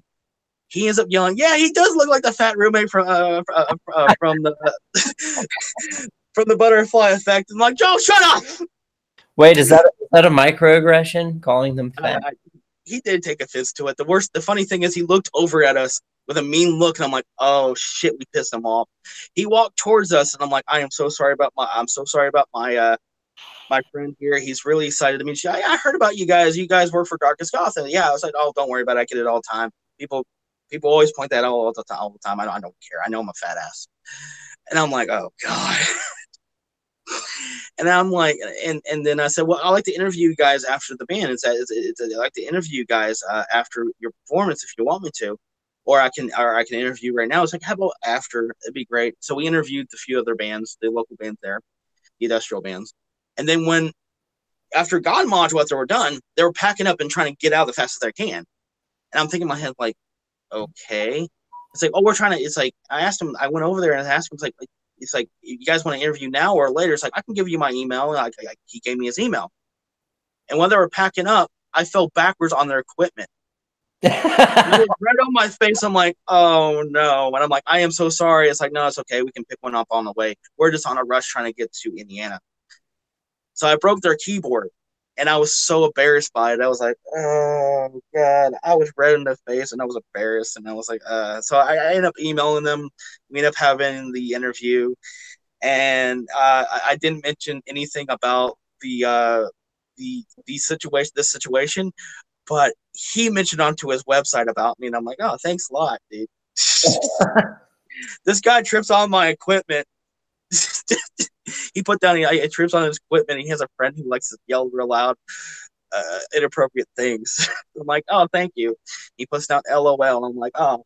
What kind of keyboard was it that you broke the key? What kind of keyboard was it? it was one of the. It was again. It's like only it was only like 3 people in the band, and majority of it's like synthesizers and a keyboard. I don't remember what was it, but I don't know what kind of was. He's like, I don't care. It's like we got plenty of money. It's no big deal. Wow. Because some of those like synthesizer keyboards, they're pretty expensive. That's why, like, the opening sequence and my videos and the ending, I made this with I just used a digital drum machine for that. Yeah. And because like the real ones are so fucking expensive, like sound quality would be greatly improved, but they're so expensive. So I thought he was going to get really mad after I fell backwards onto equipment, but he wasn't mad. He was like, accidents happen, and I'm like, this guy's very laid back. I'm surprised. My first synthesizer keyboard was a Yamaha PSR 640, and it cost me $2,000. Fuck. Yeah. Well, it was amazing. Like it had a MIDI system built into it, and I made all these songs with it, and unfortunately, they're all gone. It was back in the day when floppy disks were still a thing. And so I had all this music stored on a floppy disk, and it's gone forever. Yeah. You could like download it on the internet and probably, you probably still do it now. I mean, if you get your taxes. That wasn't when I was using this. This was like back in the 90s. I mean, this is when I was working on MIDI systems and stuff with this PSR 640 on Windows 98 or 95 or something like that. Mm-hmm. Wow. Yeah, long time ago. Long time ago. I was probably like 9 years old in the 90s or 10 years old, because I was like, it was like 1999 when I was 9 or 10. So, I mean, I'm way younger than you, comparison. I have a question. What got you? Okay, since you're the Roz Williams of political talk, my question is, what got you into politics? What got you into what was your concern about the world when you decided, hey, I want to speak out? I'm not going to be silent. Well, honestly, like politics are kind of annoying, and I've always been like very politically aware, but kind of by accident. It's like something would annoy me about somewhere. Something would annoy me. Like let's say like take the cigarette ban, for instance. Like when they were introducing that, they're like, you can no longer smoke in public establishments. It's like, why? Well, because health hazards. What are you talking about? What health hazards? Well, it's more dangerous. Secondhand smoke is more dangerous than firsthand smoke. I'm like, that doesn't even sound right. And when and then I started like asking questions like, where did this come from? Who started this? Where is this weird information coming from? Because it doesn't take an immaculate sense of chemistry to figure out that me putting a cigarette up to my lips and inhaling it directly, that all that tar and chemical, your cigarette's only 2% tobacco. It's 98% fillers. So it's got a lot of chemicals, additives, sugars, shit like that in it. But it's like, so it's going through filter, going through my mouth. So it gets filtered by my teeth. It gets filtered by the pores, I forget what they're called, kind of receptor things on your tongue. It gets absorbed by capillaries. It gets absorbed by the capillaries all inside your mouth and your tongue, and goes down your esophagus into your lungs, and your lungs are this really soft, porous tissue, and it absorbs like all these chemicals from the tobacco that you're smoking, and then it goes back out through your esophagus, so it gets filtered down even more, back out through your mouth, filtered even more, and then dispersed into a certain parts per million into the air. And you're going to tell me that that's worse for you than what I just did? That's insane. And I said, no, that's crazy. Like, where on earth can you find documentation of this? And it's like, well, they bring up like kids being hotboxed. And it's like, well, kids have tiny lungs. And yeah, I agree. You probably shouldn't hotbox them. Yeah. And really the only long-term effects, or the only effects of that, is if they're exposed to it for long periods of time. Like, believe it or not, as a smoker, your lungs start to heal within like 24 hours after you quit. And the real damage is the firsthand, because the firsthand smoke creates scar tissue in your lungs. So like it can rip and tear the lungs, but that's not a problem for your body. Your body will fix it. Your body will heal it. The problem is that the scar tissue is not as porous as the actual lung tissue itself. So you get this part of your lung that isn't capable of absorbing oxygen anymore. And that's not going to happen with secondhand smoke unless like you're exposed to a lot of it for a very long extended period of time. So not only would you have to be hotboxed as a child, but even in your adult life, constantly exposed to secondhand smoke regularly, like hotboxed regularly. Not I'm standing next to somebody and I can smell it and it smells gross. Because that ultimately, that's what if you pay attention to the arguments that people give you, because I asked somebody about it once. I was like, I don't see what the big deal is. You know, like they have a separate place for people who smoke so that you aren't, you don't get that toxic, the toxification of it. You're not exposed to it. And they looked at me and they said, I have the right to go somewhere and not smell your filthy cigarette.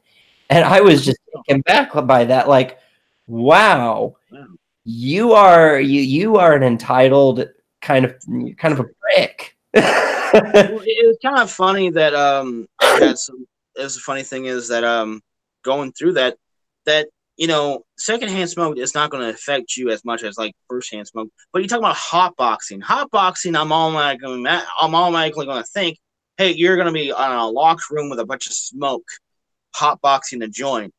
There's a difference between hotboxing and smoking a cigarette right by somebody outside. There's a big fucking difference. Well, even in a building that's well ventilated, I mean, because you're talking about restaurants and stuff. They have to have good ventilation because of the grills and the fryers that they use. They've got these, the little smokestacks that they have. That they're called. I forget. I forget because I used to work in restaurant work, and I keep on forgetting them. And I had to wash them all. Hoods. They're called hoods. And they're constantly sucking air out to keep all that basically the vaporized carbons or carbon buildup from the fry vats and the grills from getting into the environment and smoking the whole place up. And you want to talk about carcinogen levels, talk about that, because the carcinogen level from the carbon buildup from a fry vat or a grill is much more intense than somebody smoking a cigarette next to you. Exactly. And so I started asking questions. Where did this come from? We'll come to find out there's this little Democratic shit from New York that's like, I don't like smoking and I don't want it around me. And because he feels this way, he has to project that on the rest of society. And I'm like, hold on a minute. That's fascism. Yeah. I mean, that's why I'm a person that I view. That's why I like about libertarianism. I might not like people on drugs. I might not like people who are alcoholics. I might not like people who are stoners who sit on their ass doing nothing. But I have no right to sit there and tell them how to live their life, right? As long as they're not bothering me, I'm good. Well, I mean, it even goes down into like the whole, like when I started looking into that, then I started looking into like, I found out that the government was trying to, like during the smoking ban, after that happened, I was pissed and still looking into it. But then I come to find out that they're trying to pass a tax on sugar, on foods with high amounts of sugar in it, because America's overweight. And it's like, the only person you're damaging is the consumer at that point. Yeah, exactly. You're adding extra tax because somebody is a glutton. That's their fault. It's not the government's fault. It's not our fault. Why are you taking our tax money for something that can be simply just not rational and is completely stupid? Well, it would make sense if the tax was divvied out for like health care for people who are overweight to take care of health problems that occur later on in life. That would make sense. but just to do it so you can control the market. It's like, well, what about skinny fucks like me that want to eat some sugary shit every once in a while? I'm getting penalized for that too. Yeah, exactly. That's what do you think about which since you mentioned about that? What do you think about the yellow vest movement? That you got the extreme right and left. You know, we got these radical groups saying, "Hey, you know what? We'll stick together. Fuck the government." And they're rioting, causing construction because of overtaxation. It's hard to live in France because the tax has been high.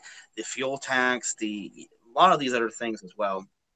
I haven't looked much into the France thing, but I do know about it. And actually, a guy that I played video game, a Tomb Raider friend of mine, he lives in France, him and his brother.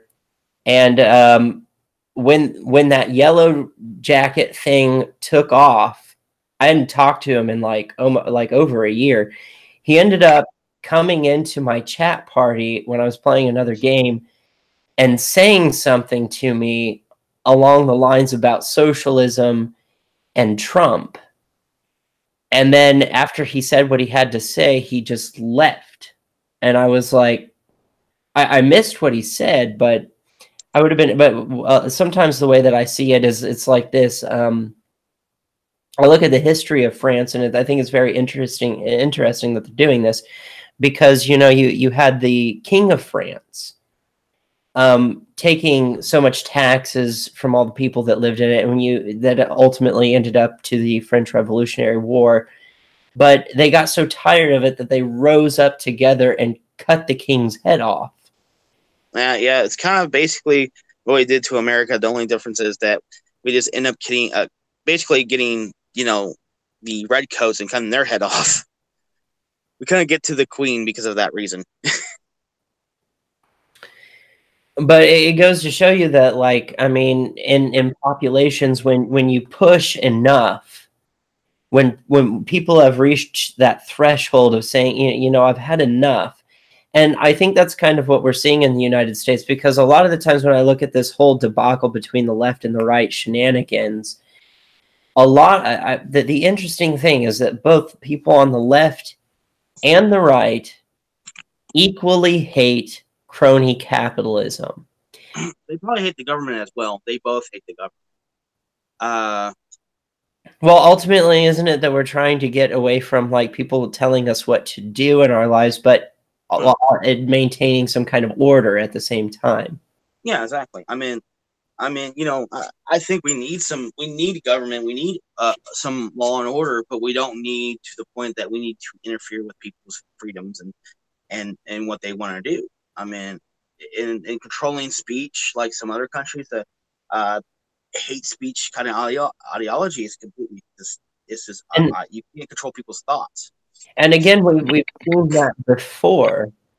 We've seen that with the PMRC and Mary Tipper Gore and the whole censorship thing, which I find really funny, because if you tell these PC nuts, if you tell them you're censoring me, they really hate that word, censorship. They don't want to be viewed as being censorship nuts. They want to. No, it's controlled speech. It's hate speech. It's not censorship. I'm not censoring you. Oh no, I'm not doing that. And it's like, why? Does that remind you of something? And you know, people forget the Democrats back in the 80s were their main focus was trying to shut down. I had to grab myself another beer. To shut down freedom of speech, freedom of music, of, you know, the PMRC, video game violence and stuff like that. The Republicans simply just didn't care. Long as the long as the economy was rolling, and long as they can get the evangelicals on their side, that's the only thing they cared about.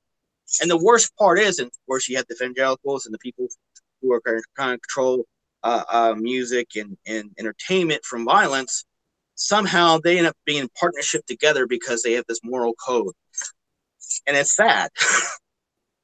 Well, and again, it goes back to this, like, I think maybe corporations have too much power. And I find it interesting, too, that during the Industrial Revolution, the thing that kind of brought what is known as classical liberalism, and ultimately what was the resolve to the Industrial Revolution problems.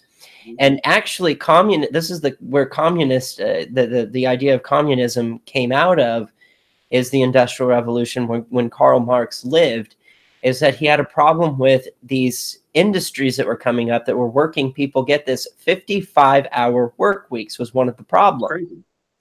And now people are working 55-hour work weeks. Actually, more than that, because when I was working 2 jobs, I was working about 80 a week.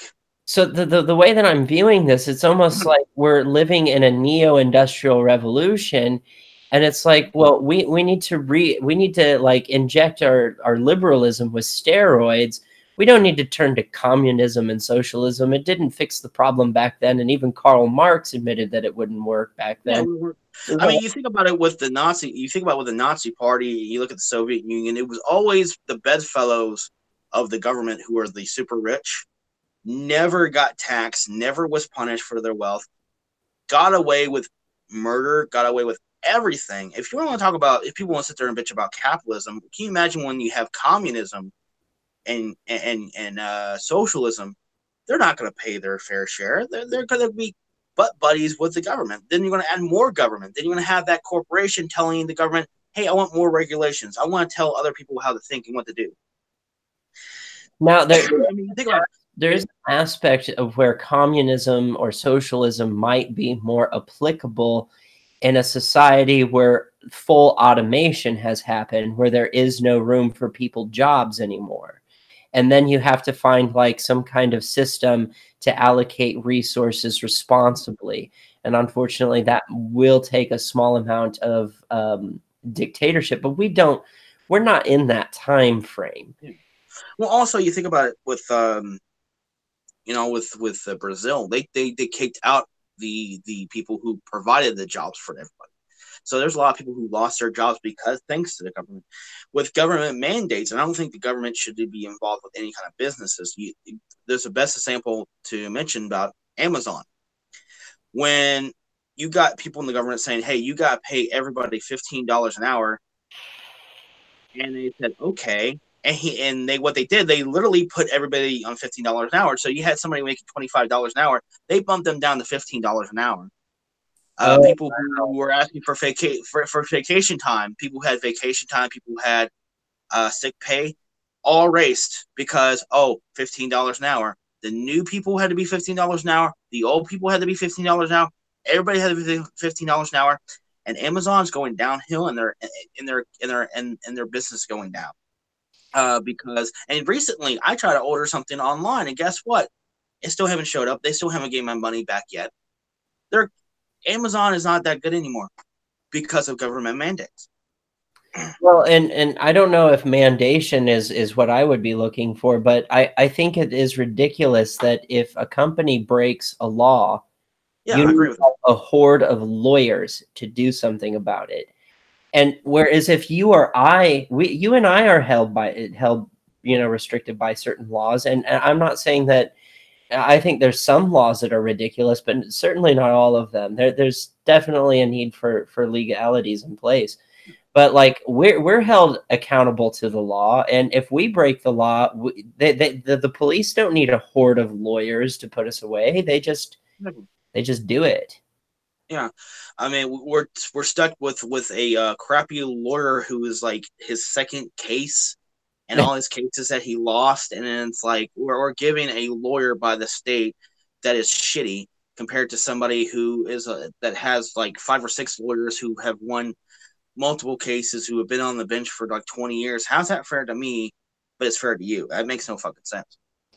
Well, the thing is that I think that when these companies do break laws, I think that the employee should be able to report them, and the states or the government come in, and just like they would do with us, like I'm not saying that companies are individuals by any means, but I think that they need to be held accountable.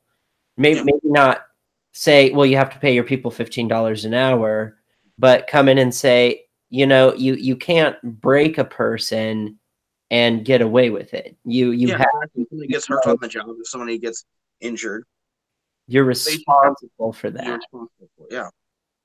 And that's the problem is with society that the sad part is when you have these corporations just buy their way out.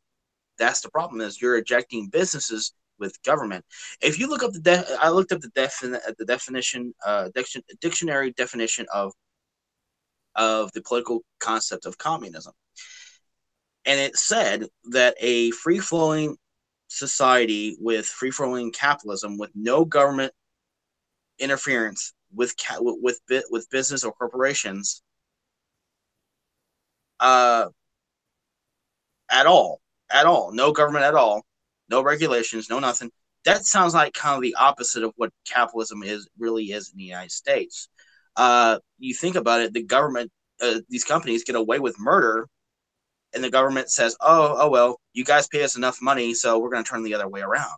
Well, that brings up the point that classism is an issue.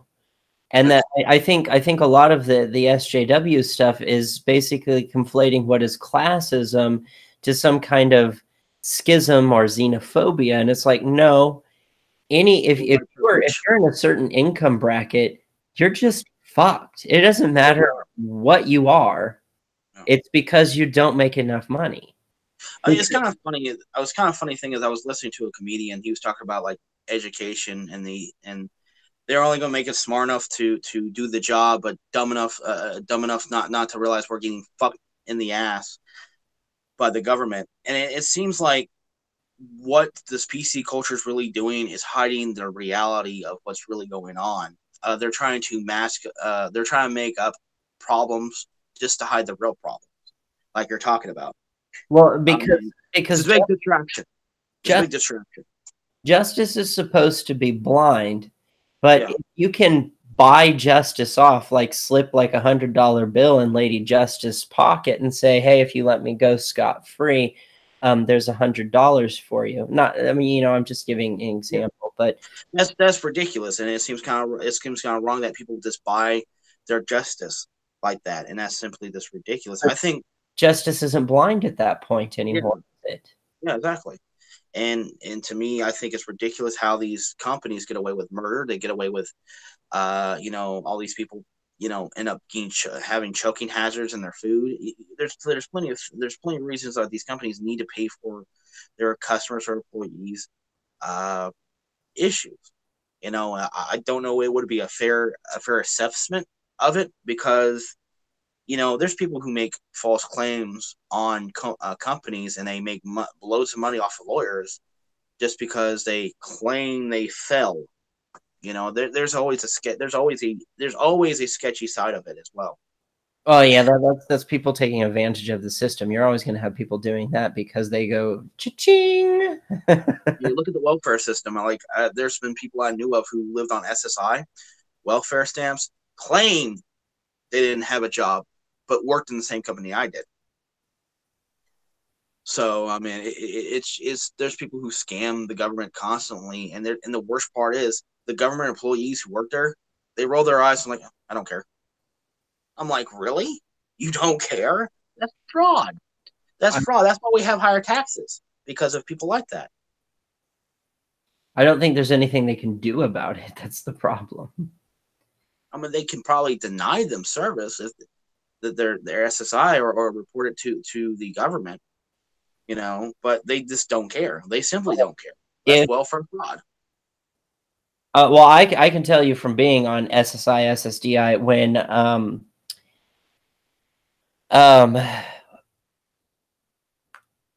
when the Social Security Administration finds out, or is it the Social Security Administration? Who is it that handles taxes? The IRS. Yeah, them. When they find out about it, I swear to you, the IRS is probably the most powerful government program that exists, because when I was on SSI, SSDI, they said that I owed like $3,000 in back pay because I had a job, and I told the Social Security Department, that the KRS, that I had a job, and they're like, "Oh, that's fine. Just keep turning in your paychecks. We'll cut your payoff when you're making too much money." And I was like, "Okay." They didn't do it in time, and they said that they gave me an overpayment of $3,000. I was like, That's "Whoa, I crazy. don't have $3,000."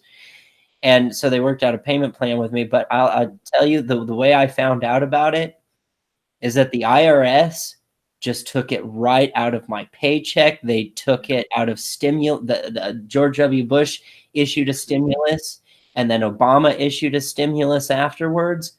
They just took it from me. They didn't send me a letter, a phone call, nothing. They just took it.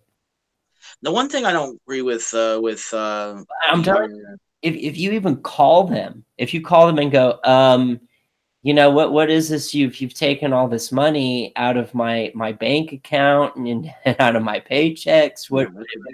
Well, they're like, well, they just very politely explain to you, well, you owe us money, and so we're just taking it. Have a nice day. What the fuck? That's why I don't like what the IRS, because they're fucked up. That's powerful, though. If you think about that, like, I mean, like, let's say that a drug cartel was in here, and the IRS had a problem with this this unregulated money, this money that has no track to it, and the IRS just decided to come in and just take it out of their bank. Like, well, we didn't like that you had all this money from drug dealing, so we just took it from you. I mean, like, what are you gonna do? You have no fucking money now. Yep. To be honest with you, I think it'd be kind of funny if they did that to the drug cartels in Mexico. If they done that, if we had that kind of, if they had that kind of IRS in Mexico, they wouldn't be dealing with a drug problem. They wouldn't be dealing with these issues. I'm telling you, the IRS, so there's some powerful motherfuckers that just come in and take your money. They won't say please, thank you, anything. No warnings, no letters, nothing. Just the thing is, the good thing is that you at least told them you had a job. I mean, this one guy, he has a job, and it was a few times I've bumped into people like this. He had a job. He would jump to job to job, but still lived on welfare at the same time. Worked and worked full time. Claimed he told the welfare office, "I don't have no job." Bullshit. Well, the IRS will find out, and trust me, they will just come and take his money. They probably would do the same thing. They'll just get.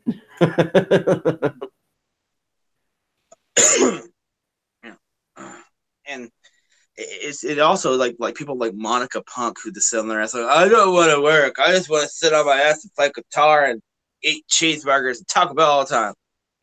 I'm like, what a glutton. Her philosophy was that she was too good to work.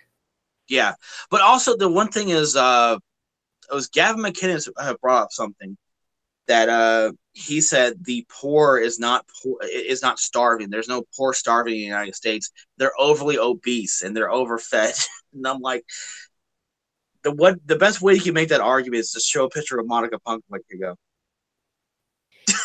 Well, but there is a lot of misconception behind SSI, SSDI, because the total amount of money in most states that they can give you is only like $750. That's SSI, SSDI combined.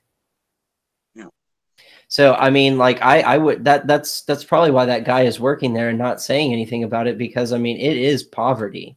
It is fucking poverty. Yeah, it's not fun living, not being broke all the time. Basically, that's what it is.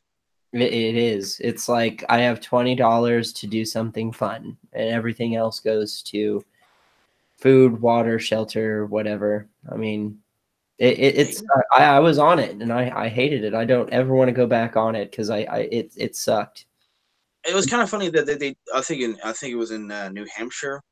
I don't remember what state it was, but it was. I was listening to a podcast from Gavin McInnes, and he made the argument that some people are these welfare scammers. I'm not saying all of them. I'm just saying some people are the welfare scammers. The best way you can get rid of it and say, hey, once a month you can work 20 hours from community service half of them just like I think it was like 75% of them just left and said fuck it. They end up getting themselves a job instead of just living on SSI and welfare and Social Security. They end up just leaving and saying screw it, we're going to get ourselves a job. We don't want to work 20 hours a month. Come on, 20 hours a month is not that bad. I think there was an idea proposed that instead of using our welfare system that we do have in the United States, initiating like taking all the money that we put towards the social programs, condense that so you're gonna condense it so you're talking about, you know, this money pays for the employees that run it and all that sort of stuff. So that's getting condensed into only one program. So the cost of it gets cut. But on top of that, you keep pulling in the revenue for it, and you issue basically a statewide kind of payment plan, like everybody will make at least this amount and divvy it amount out amongst the entire populace. But on top of that, it's like you could live on it, but it wouldn't be very good. But on top of it, you could go and get a job and bump your social status up. So everybody receives this money from the government, and I think there's a few countries that do this.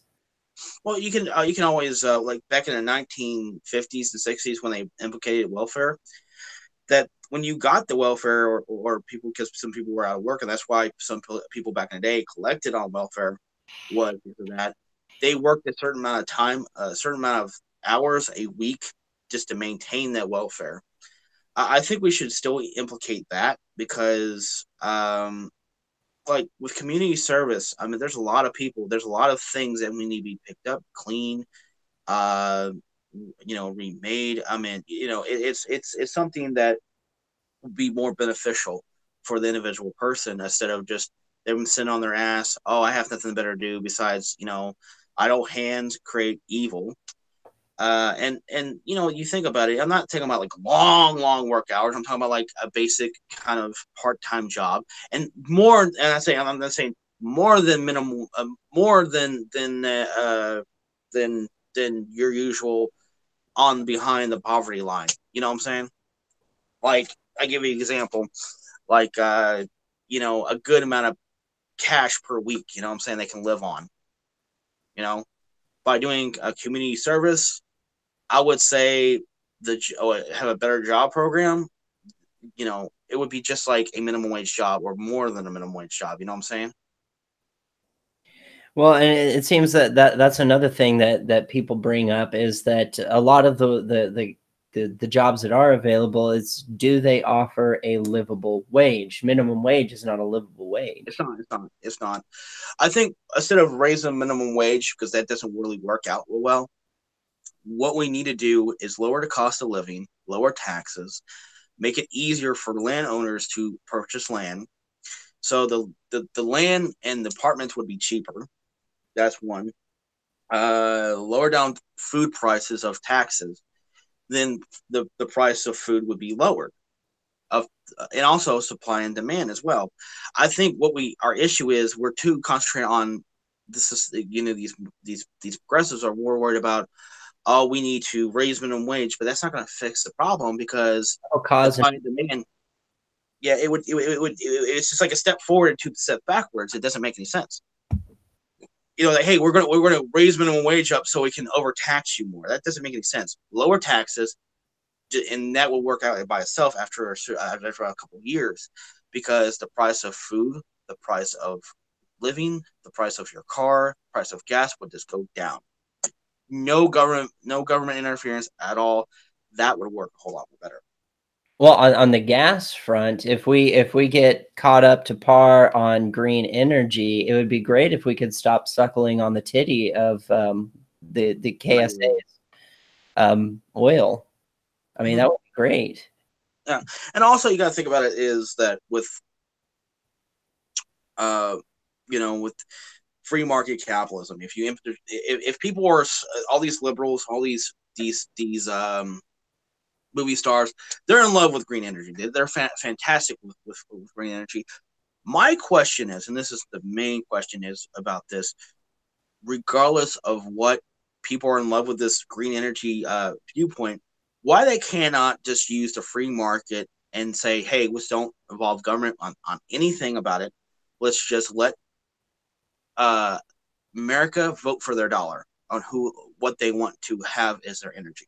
Well, and that's how it's always been before, is that we come out with this new technology, we introduce it into the market. At first, it's really expensive, and only the super rich can afford it. But eventually, it starts trickling down, and because the older technologies become antiquated, and so they become cheaper, and then it starts moving through the classes, and then before you know it, we've pushed fossil fuel engines off of the market because they're no longer needed.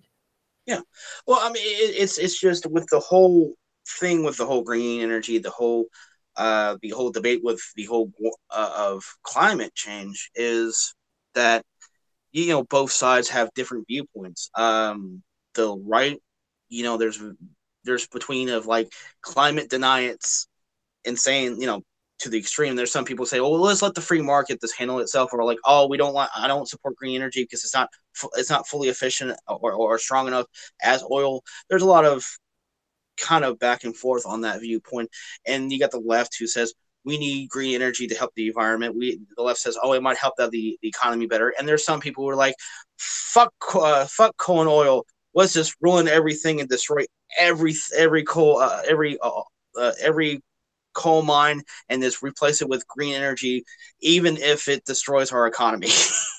They don't care. Fuck people.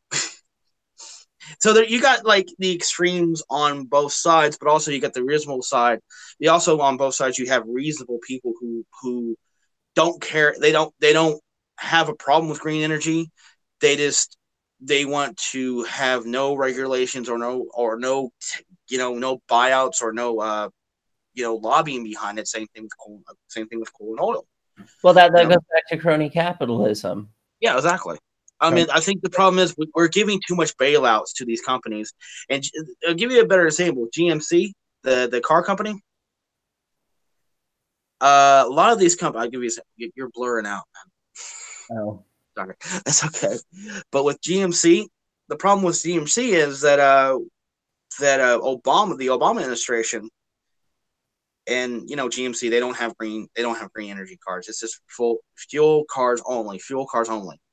The same administration who wants to have Solyndra, and they punish the coal. They punish the gas energy constantly, but they support cars that has to run on gas. Go figure. Have gave them every year bailout after bailout after bailout, and Trump says, "Look, you guys survive on your own. You got to do this on your own. This is free market capitalism. You have to. I can't be your parent. You got to do this on your own."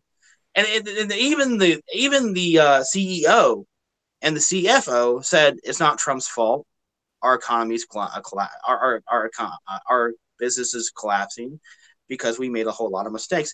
And the liberal media is just blaming Trump for it. It's Trump's fault. Trump's fault. Trump's fault. It's like, God's sake, I know he says insane, mentally insane, crazy stuff on Twitter, but not everything is his fault. You know that I have my hangups with him, but I don't fall into this category of like blaming like my issue with him was when he signed an executive order making it okay to use experimental treatments. I'm like, well, that's a bit insane. It is a bit insane. I will agree with that. That's a bit insane. I'm not one of these guys that I'm just going to blame only the Democrats on the government shutdown. Partly is both sides. It's not. It takes two to tango. It really does. If they can't come up with a compromise, if they both cannot haggle or at least try to talk down the price or at least think of something else for a so it can make everybody happy, then they're both in fault. We voted a bunch of children in office. That's the problem. There was a lawyer that told me that. He's like, I was like, how come the employee has no rights? He's like, because you have been voting the wrong people in. Yeah, exactly. We've been voting mentally challenged and deranged people in here. And the worst part is, I will say this, even though Trump says the outrageous and outlandish things sometimes on Twitter, or he made a mistake of confusing 7/11 between 9/11. He's the only one who actually have more common sense compared to everybody in Congress. That's the sad part. You know, regardless if it's the right or left. I mean, Trump makes more sense than Nancy Pelosi or fucking bitch McConnell. I'm just saying, they don't know what the hell they're fucking talking about. Especially that Alexander Cortez.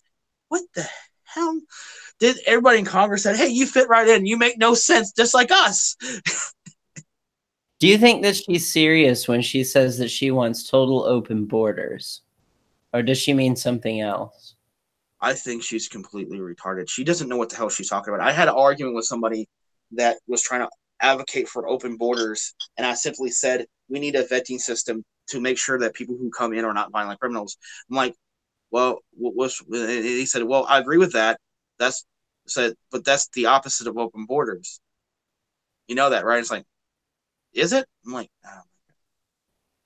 She's probably that stupid. She doesn't know what she's talking about. She 3 chambers of commerce. I'm like, you gotta be fucking kidding me. Do we have any more comments?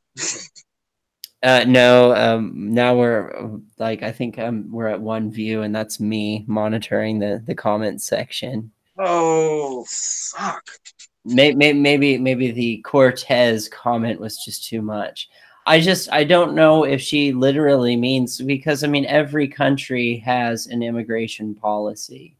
Every country. Well, almost every country except so I will say, I mean, if we're just going to drop the border between the United States and Mexico, like, what are we just going are we just going to become one country and share in the misery together? I mean, well, like I said, I mean, with the whole immigration thing, the worst part is other countries, like European countries, they're adopting these open border policies, and you see what's going on. There's terrorism attacks happening in Canada. There's terrorism attacks happening in France. There's terrorism attacks happening in Belgium, Germany, and other countries. So saying that open borders is a good idea is completely retarded, because you don't know who's coming into your country, and it's going to be more criminals on the street compared to. The thing that I look at it with an open border is that it would be very, very taxing on the economy itself, because we don't have like unlimited resources. We don't.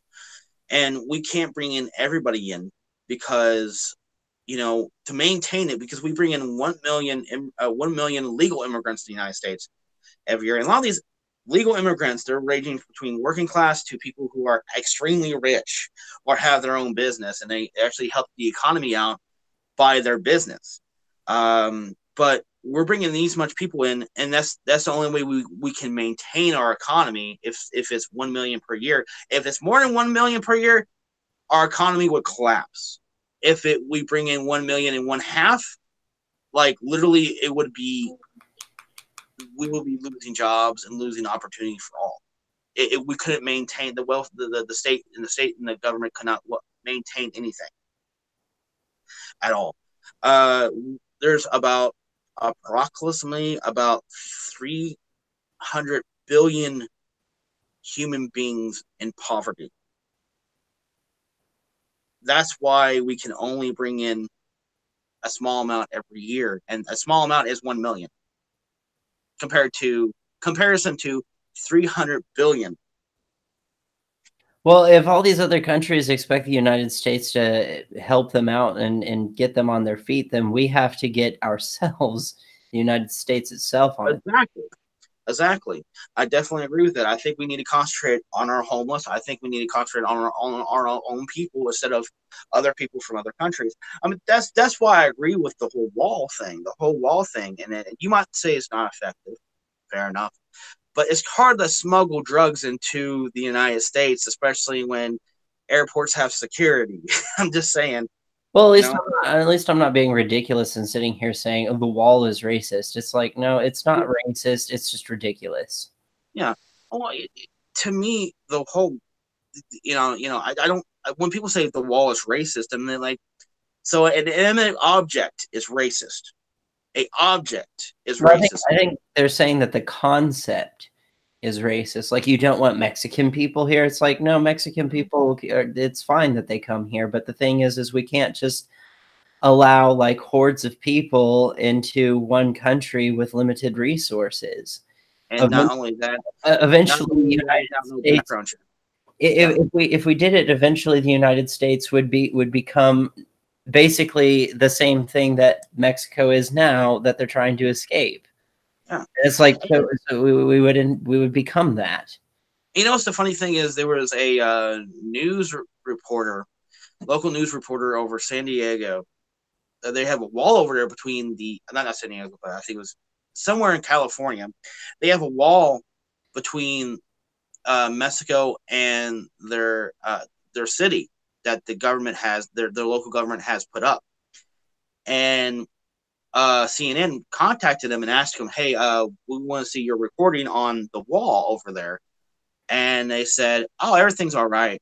Everything's great. We like the wall over there." It's so they do. And then they after that, they completely ignored them and said, "Look, we're not going to talk to you guys. we're expecting something bad. We're expecting something that you guys wouldn't like the wall, but since you guys like it, never mind. We're not gonna talk to you." Well, and that's sad, because that's important data. That's important information. Yeah, it's slowing down human trafficking, drug cartels, illegal immigration, and also you think about it was Jim Acosta, that jackass, who was sitting at the wall section in McAllen, Texas, and promised me, my ex-girlfriend Melissa, she lived in McAllen. It's a hellhole. It's crime-ridden. It's not a good place to live at. They have the wall there, right? And he's sitting there saying, "Well, everything's tranquil and everything's peaceful here, and there's no crisis at the border. Here's the wall. There's like, you're making yourself sound stupid when you say there's a wall here, that everything's quiet and quiet and peaceful here." Well, yeah, there's 200 some plus odd miles in the border. It's like a huge lot. It's not going to happen in that one section right in front of you, Jim Acosta. You know that, you dumbass. Use common fucking sense. Not only that that's the reason why it's peaceful there, because there's anybody who's actually smart, who actually has intelligence, unlike Jim Acosta, who's a complete fucking moron, they'd be like, "Okay, McAllen, Texas, we can't go through there. There's a wall. Let's go over this part of Texas. There's no wall over there." That would make more sense, right? Well, bolster their claim that a wall is ridiculous. Like, so if they wanted to capture that the wall being ridiculous, it would make more sense for them to go to a place where they didn't have a wall and see what the ramifications of that are. Exactly. I mean, you look at the situation between. Oh, I'm sorry. That would be honest journalism, though. Yeah, but you look at because CNN's not honest journalism at all. But you look at the front part of the border between the U.S. and Mexican border. There's like gate guards and stuff, like barbed wire fences and stuff like that. Nobody's going to go through that. Nobody who's illegal is going to be that dumb to try to be like, "Okay, I want to run across with a bunch of border patrol standing right there with a bunch of guns." Yeah, that's stupid. No, they're going to go around and they're going to skip over a river and go into the Rio Grande River and then just swim my way over there and then go to the other side. I mean, could always from our coast. They could easily come into the United States from our coastlines. Exactly. I mean, there's other ways. Well, we have the Coast Guard and we have ICE members, but you get my point. If there's no if there's no border patrol, if there's no ICE members, if there's no National Guard over there, if there's nobody in that area besides locals, right? Then anybody illegal just walk through without any raised eyebrows at all. It's like if I try to escape from prison, I'm going to try to escape from prison by digging a hole under the ground, or I would just jump over the fence when there's no guards around. I don't sit there and say, "Hey, I'm just going to jump over the fence while there's guards there." That doesn't make any fucking sense. Well, earlier you asked me what I had in mind for further YouTube videos, and I was thinking I wanted to do some kind of more philosophy concepts, like about how like pain and turmoil is subjective is one idea that I had, and kind of going over nihilism a little bit, but I had a whole idea about that, and then it just went woof. I think you should do that. I think you should just discuss more than just politics, because I mean, to me, I mean, I like a YouTuber who has a personality besides his viewpoints. I can agree with their viewpoints or disagree with their viewpoints. If their personality really brings out themselves, without that subject matter, then it would be more entertaining. It's like Sargon of Akkad or Gavin McInnes. I listened to documentaries of him talk about punk rock and tattoos, and back in the day when he was younger, how he was in Nova Scotia, Canada, and how he liked to go hiking. Stuff like that is quite interesting. That a personality behind the person is usually delightful. Well, they become relatable. Exactly. He's a common person. It was kind of funny thing is I was watching on Facebook, and some person was bitching about Trump buying McDonald's for everybody because of the government, and they were complaining about the government shutdown because why he has to buy McDonald's. And I'm thinking in my head, I'm like, McDonald's? Yeah, I don't care. He buys McDonald's. Barack Obama ordered pizza for everybody in the White House, and Obama's relatable for buying pizza in the White House. Trump's relatable for eating McDonald's. I mean, and that's the funny thing is with the Bush administration, you could tell they're fucking snobs. They're fucking white collar, snooty.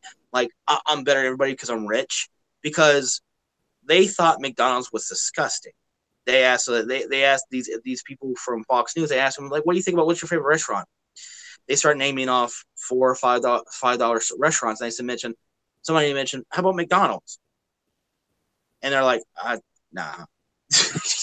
They hated McDonald's. They think McDonald's is disgusting. And to me, what's relatable is that your common person want to eat McDonald's. I would fucking eat McDonald's. Working class people eat McDonald's. Everybody fucking eat McDonald's, except for the snooty upper class. Oh, my stuff has to be gourmet stuff. 5-star restaurant review stuff. Justin Timberlake shut down a McDonald's drive-through just so he could personally go through and order for his family. Oh God! And I mean, you see in the White House, you see like tons and tons and tons and tons and tons and tons of like fucking McDonald's fries, fucking pizza, fucking. To me, you relate to people a lot more when you say, hey, this guy lives my life. I mean, that's why people fucking read those fucking magazines of like fucking celebrities. It's like, oh, he went to Starbucks just like I do. It seems kind of fucking childish, but it is kind of funny. Oprah poops just like everybody else. But no. Oprah will admit to everybody she doesn't shit. She shits gold. Like, I don't poop. I just poop gold. I think it's funny to envision like these superstars pooping. Oh God. No, nobody. I don't think anybody ever really thinks about it. I mean, we all know everybody poops, but like actually, like take a star that you know and just picture them on the toilet.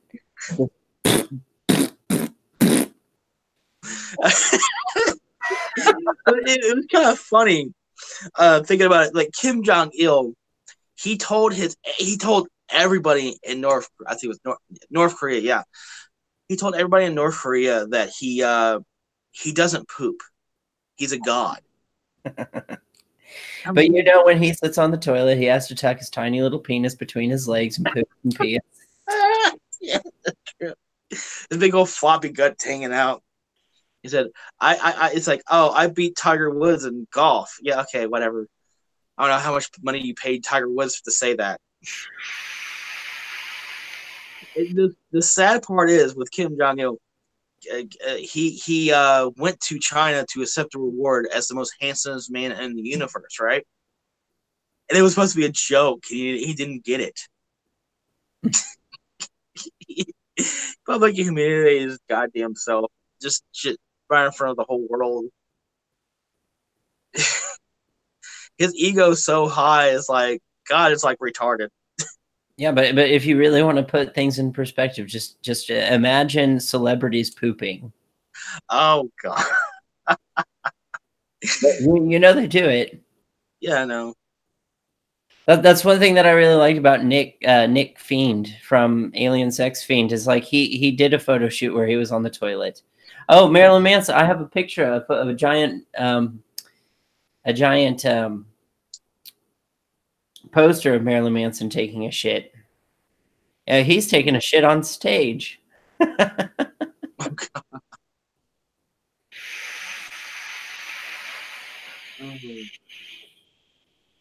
Oh man, hey, Marilyn Manson. I mean, he wipes his ass with the Bible. He dry humps statues and security guards. He pays them off a couple $1,000s to be like, yeah, shut up, just shut up. Don't no lawsuit. I did it for the crowd. I'll pay you $1,000 if I can dry hump you in front of these people. Oh boy. I would take $1,000 to be dry humped by Marilyn Manson. I feel like the easiest $1,000. I don't know, how aggressive is he? So my question is, what's more sadder, being raped by Marilyn Manson or being a security guard and being raped by Marilyn Manson on stage? That's the one thing I just simply just don't get. You're a security guard who's supposed to be tough, who's probably bigger than Marilyn Manson, but yet you got took it down. Like, what the fuck? I think he's just trying to break social norms of like, we're sexual beings and that's natural and that's nature and the whole social norm is that we don't behave these ways, but he's basically pushing that envelope of saying like, well, why not? Yeah. And the funny thing is, I guarantee you, since this article, I showed you that article, as soon as the fucking mainstream media or the fucking BuzzFeed or the social justice warriors are going to sit there and say, oh my God, Marilyn Manson's the alt-right now. And I'm like, okay, this is the same guy who burned American flags and took the burnt American flag and wiped it on his ass. No, he's not the alt-right or even close to right-wing. He's just a weirdo. He does shock rock. The whole point about him is shocking. You don't get it. Yeah, that's the whole point, is to be bizarre. Yeah, and plus the whole article, to me, it could be him just bullshitting. He could be just lying. He's just trolling just to get a reaction out of people. You don't know what to expect out of him. Look, if you're going to do something just to get a few eyebrows, not to be serious, and do like what Annie Kaufman did and get attention just to see people's reaction because you think it's fucking funny. That's what Marilyn Manson's doing. He's a troll. It's just like Ed Devine. I mean, Ed Devine ate dog shit to pick people out. Exactly, like G.G. Allen. He cut himself with a beer bottle and, grabbed a random person on stage and starts dry humping him, and he's butt ass naked, just trying to and he takes the concert out onto the parking lot. He throws shit at people and punches people in the face. People forget this is, it's not a political statement. It says like, was it Andrew C.K., the comedian who made that joke? All these progressives were throwing a hissy fit because, oh, how dare you question? That's not funny. It's funny because it's true. I saw somebody on Twitter saying, like, I don't like Louis C.K., but I kind of have to agree what he said about our generation. Yeah. And then the worst part is, Louis C.K., this is the same guy who talked about white privilege and he made jokes about it. He said he liked Clinton. And then you got all these news outlets after that joke came out. Oh, he's the alt-right now. He's like Milo. And I'm like, no, he's not. He's a comedian. And then you also have people like Bill Burr. Yeah, ugh. You don't like Bill Burr? Yeah, I'm just I'm laughing. I like Bill Burr. He had that stand-up show where he's talking about those No reason to hit a woman? Really? No. Oh yeah, that one. That one's funny. You shouldn't hit a woman, but you can't tell me there's no reason. There's no motive Yeah. behind it. Well, I mean, it depends on, to me personally, if I wouldn't hit a woman unless if she lays her hands on me, or she physically hits me, or she throws something at me. You know what I'm saying? Like if it's like a beer bottle thrown at my head, I'm like, yeah, I'm gonna take a swing at her. Fuck her. Well, I mean, you know that you have to have self-defense. I mean, Yeah, exactly. Yeah, I mean, I hate this concept of like, oh, I will never hit a woman, but also you got to put that on there because I say it, but I say, but if she attacks me or hits me, yeah, I'm going to do. well, I feel that way about everybody. I don't think you should attack anyone. Yeah, I just exactly. think you should hit people. Yeah. Like if somebody, I'll give you an example. If somebody insults me, I'm just going like, "Oh fuck you," and flip them off and walk the other way. It's like, you know what? I'm not going to waste my time with that because me knowing me, if I sit there and just keep on arguing with them, I'm just going to have my heart's going to be pumping. I'm going to be red in the face. I'm like, man, high blood pressure again. Fuck that guy, or I'm going to end up punching him. So I'm just going to walk off. There's no point of just arguing with stupid people. That reminds me of the skit from Scary Movie 2 with the two disabled people. Oh god, was it the time with the guy with a small hand and the guy with the wheelchair? Yeah.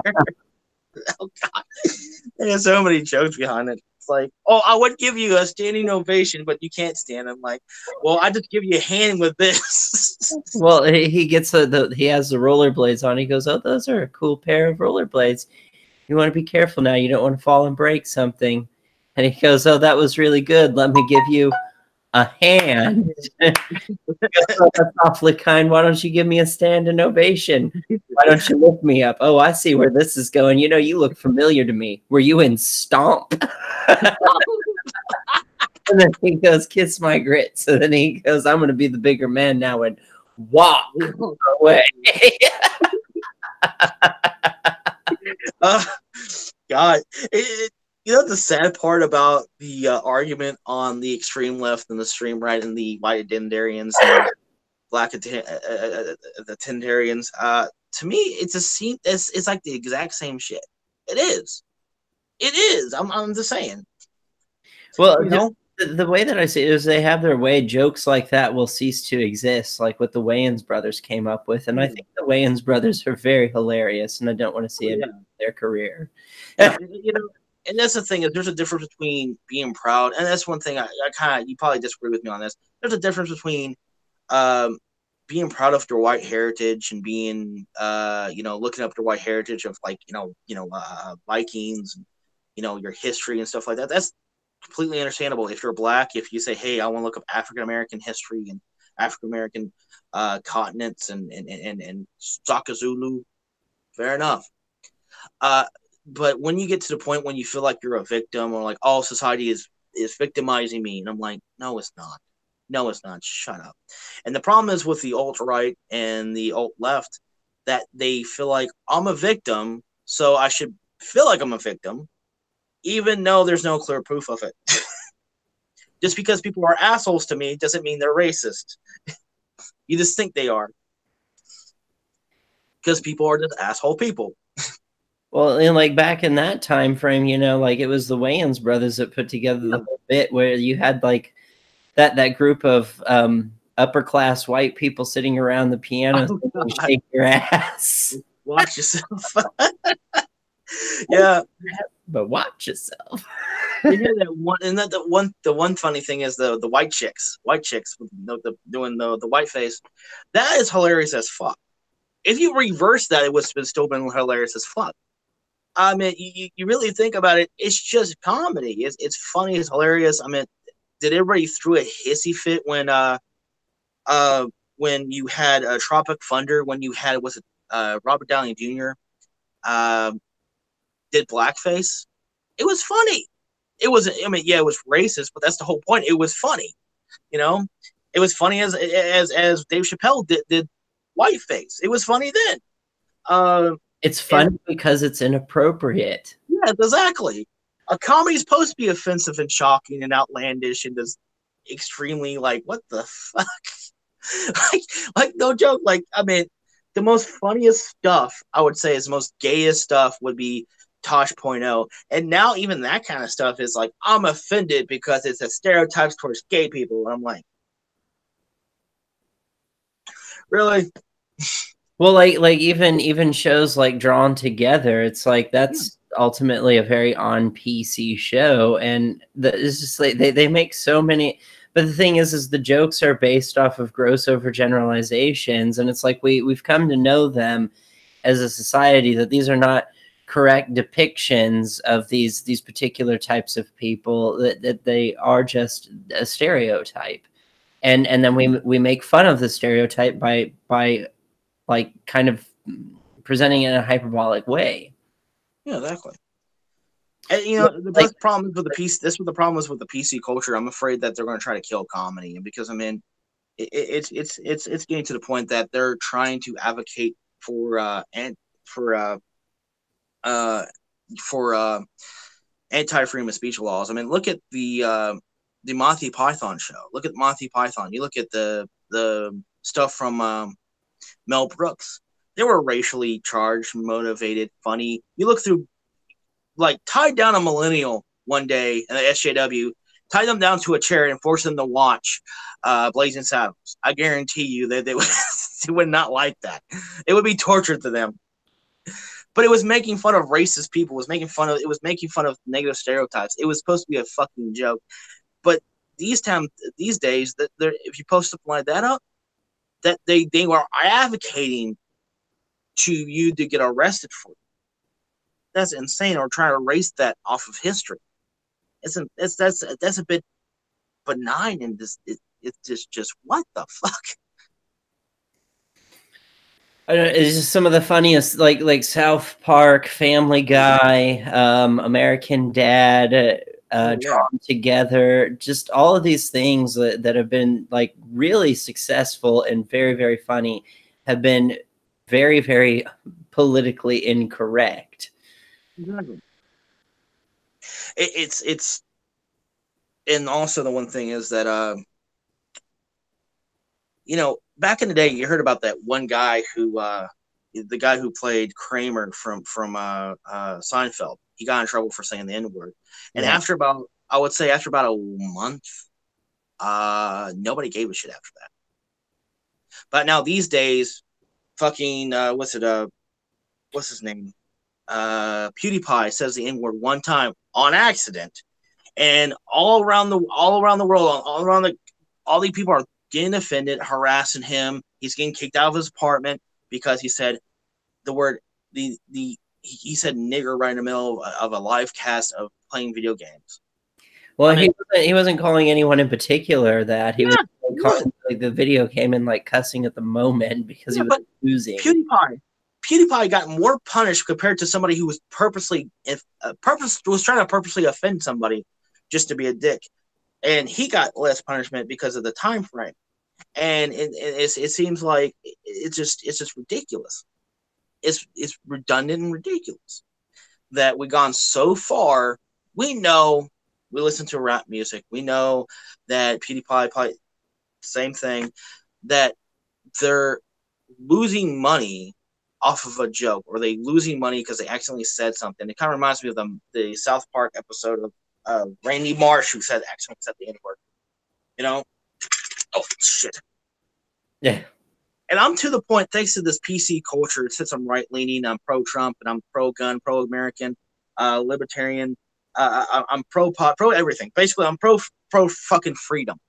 That these fucking nitpicking motherfuckers who are these socialists, social justice warrior progressives, to the point when they say, oh, I'm a racist, you know, I tell them,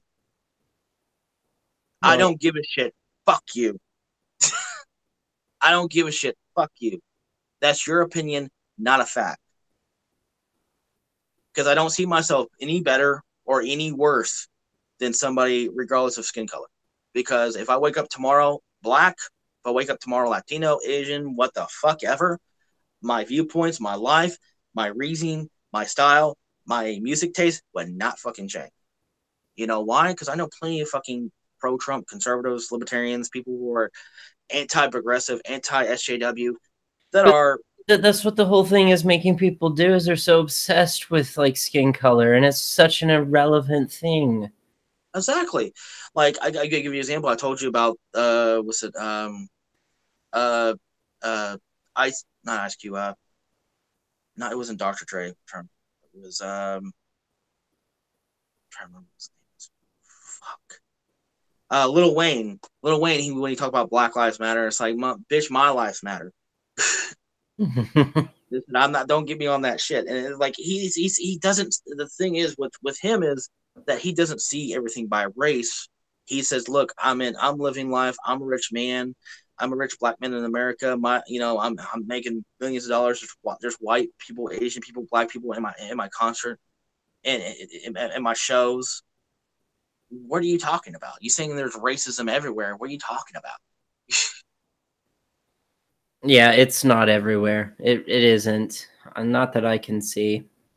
And that's the thing is Gavin McInnes said on during a podcast I was listening to, and he said this a few times, that the supply and demand for Nazis and the villainous people out there. I don't even think the alt right doesn't. It's not. I don't think the alt right goes out there and tries to say, "Hey, we're going to burn a cross right in front of a black person's." I don't think they even do that. I think their ideology viewpoints are fucking stupid, and they kind of go through identity politics a little bit. But they're not like I said, they're not the villainous Nazis. They're not very much out there. They have a small,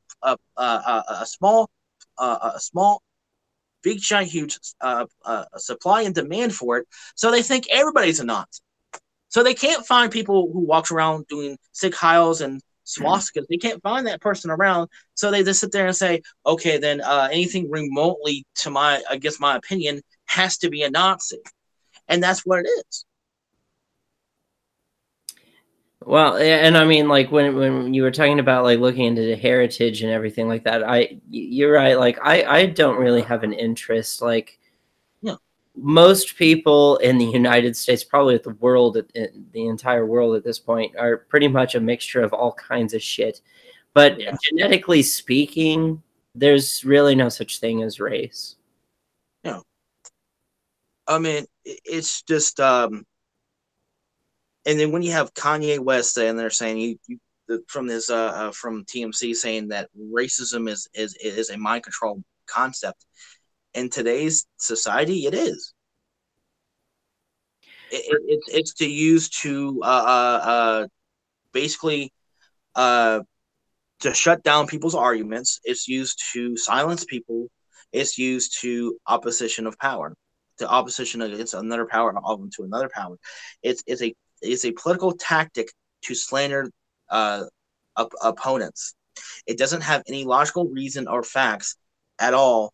You can call somebody racist, and you got some of these people like, "Oh no, I am not racist. I'm not racist. Oh my, I swear to God, I'm not racist." And there's some. To me, I'm like, I start laughing at it. I'm like, what the fuck ever, fuck, because I just don't give a shit what you think. And to me, it's true. Kanye West was actually right. The concept of accusing people of racism is a mental enslavement. Like I said, that the quote from Bob Marley: "Emancipate yourselves from mental slavery. None but ourselves can free our minds." Exactly. We need to free our minds from this. And this hyperbolic PC culture, we need to reject it. Not everything's racist, not everything's sexist. People do the okay sign just to fuck with people because they're making jokes. People have Pepe the Frog because they think it's funny. People have the drinking of the white milk, they think it's hilarious. Fuck you got Tila Tequila was a few other right-leaning guys out right in front of I think a congressman's house who's a complete SJW, drinking white milk, doing the okay sign, and have Pepe the Frog with the Kakistan flags, and she was like, "Hell Trump, hell our white leader of okay," and they're like, "Okay," and they're like doing this, and then he's flipping the fuck out, screaming his head off, saying there's a bunch of Nazis outside his apartment. It's like, no, they're a bunch of trolls fucking with your head, you moron. They're just playing on your insecurities. Exactly. It's like, it's like if you see in the group, you see like a few people who are Jewish used with the yarmulke. You see people who are Latino, Asian, Black. Come on, they're not Nazis. It should be common sense to realize they're just fucking with you. And the funny thing is that they're labeling the Proud Boys as a violent hate group. In the Southern Poverty Law Center, calling them a violent hate group. No, they're not. They're a bunch of frat boys who want to fucking get drunk, have fun, and it's just a men's group only. Yes, they're mostly pro-Trump, but they're a group that despise Antifa.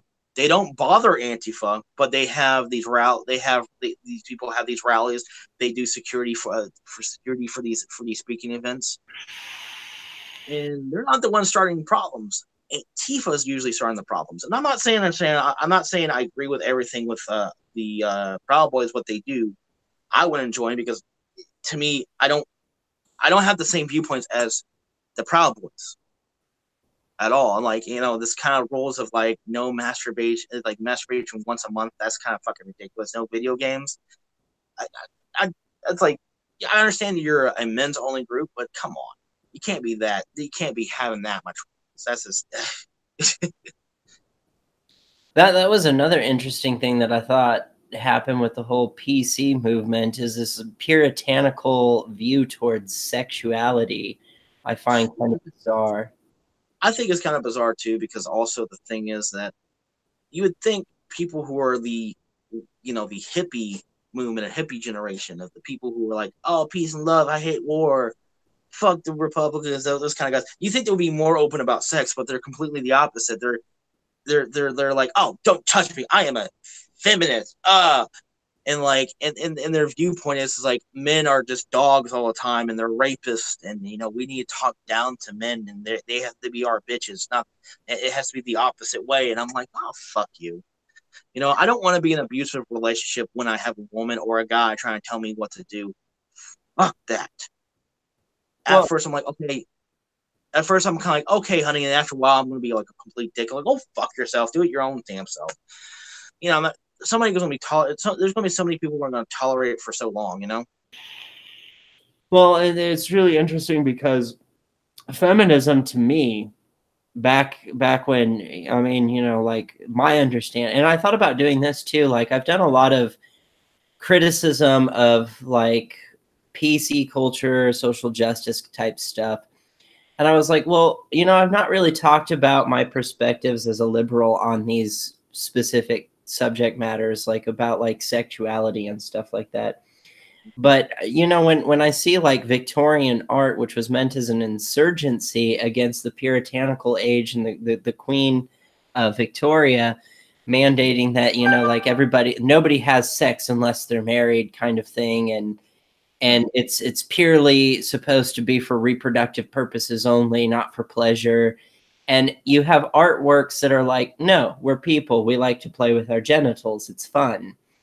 And, Me Too is trying to shut down Victorian art exhibits because they depict sexuality. And it's like, what the fuck? And my view on feminism is, to me, feminism I thought was supposed to be about female empowerment, not female victimhood. Exactly. That, sisters are doing it for themselves, that they don't need a man, that they can punch a dude in the fucking face and be like, what the fuck did you say to me, motherfucker? I mean, not like this fragile little like sliver of like paper thin glass. It's like if you go up to like I'd feel bad for any heterosexual, but to go up to them and be like, like, I'm not looking for a relationship, I just want to have sex, and then being like, oh my God, and freaking out about it. And it's like, but that's kind of like where our society went to, is that we were living in a very sexually liberated society where it's like monogamy is okay, polyamory is okay, promiscuity is okay, as long as it doesn't hurt anybody, it's fine.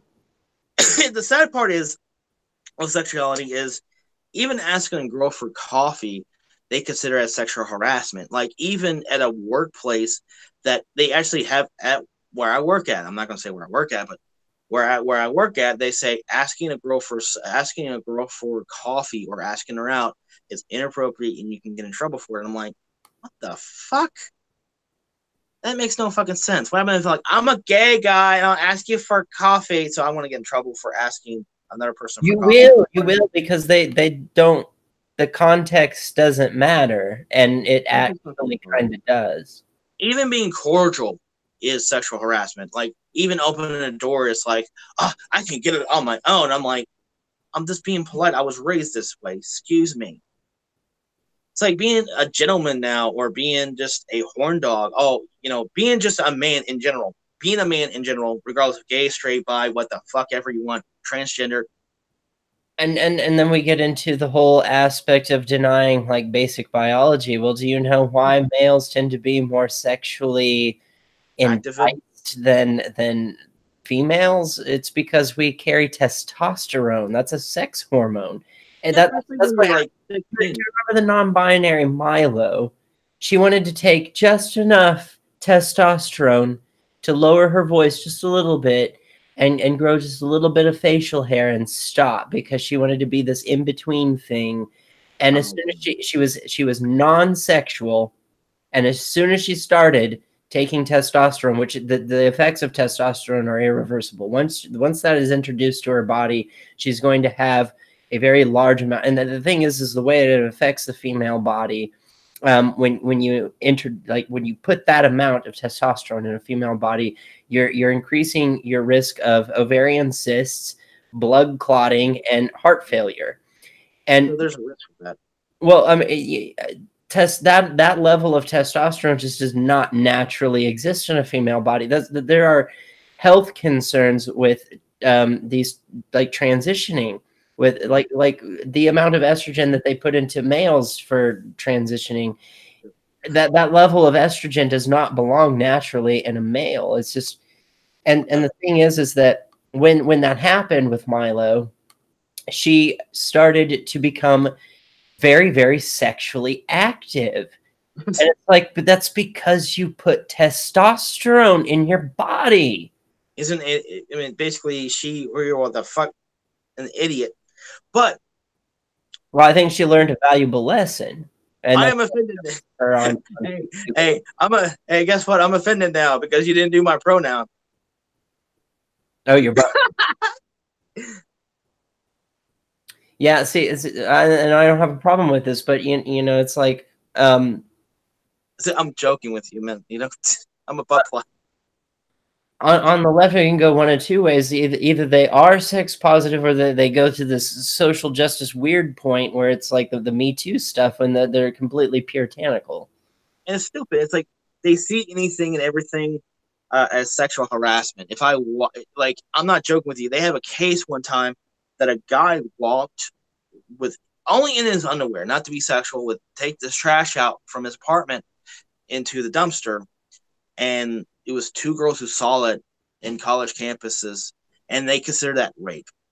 How the fuck you consider that fucking rape? It's just a guy who's hung over in his underwear, carrying trash and throwing it away. How the fuck that's rape? I don't get the concept of it. I don't know, but then you have other liberal categories that participate in nudist camps. Yeah, I mean, nudity. I mean, I have no problem with that. I mean, as long as you're in nudist camps, not as long as you're not naked running from the children, I think that's okay, Well, they do have children there, but there's nothing sexual about it. Oh, okay. It's just supposed to be that's a lot of this has to do with very earthbound religions, and they feel that nudity is your natural state of being. Like, animals are naked. We don't clothe them. And so basically that's what they're doing, is they're getting in touch with like their kind of primitive roots of like, we're born naked. We're supposed to be naked. It doesn't have to, like, when you strip away all the clothes and you look at sexuality from like their perspective, sexuality isn't about nudity anymore. It's about something different. Sexuality would have to progress further than I can see your genitals. Yeah, I mean, and you know, this whole thing about non-binary and this other stuff is just these whole 50 different genders. I think it's what it is. I don't think it's because they're mentally ill. I think it's because they're young. They don't know what they're talking about, and they're confusing gender from their sexual orientation. I mean, look, if you're a freak, you're a kink, fine, do what you want. If you're into kinky stuff, do it, fine, great, just as long as it's consensual. Don't care. I don't recall anybody ever having an issue with androgyny either. It's like I don't anybody cared if you were an androgynous male or an androgynous female. I don't think anybody really cared. Yeah, I mean, like if that was the case, they wouldn't have Milo Yiannopoulos, fucking like, oh, I am the dangerous faggot, and I'm gonna go all across college campuses and offend everybody. If you try to argue with me, I'm gonna call you out on your bullshit and tell your microaggressions are completely fucking retarded. And he has a lot of good points. It's kind of funny that the man Milo Yiannopoulos, that he experienced a lot of sexual abuse in his life. And he's very charismatic. He's very likable person. He's a person who's not very politically correct, and he doesn't give a shit. He has his attitudes like, I don't give a fuck. That, it seems kind of funny, the fact that he went from a long way from being scared to talking, speaking events, and coming forward to people about these kind of issues, and now it's completely the opposite. And, also the fact is that there's celebrities out there that he knows that are sexual predators, that he knows personally. He met before them personally when he was a teenager. And is it just because he knows these people are very liberal that he kind of rebels against it in a way? I don't know. I mean, he was sexually abused by some of these supposedly. He's not allowed to say it, because if he did say it, he will get in trouble for it. I was watching the interview with him and Joe Rogan about it. He said there's a lot of people in Hollywood that are sexual predators.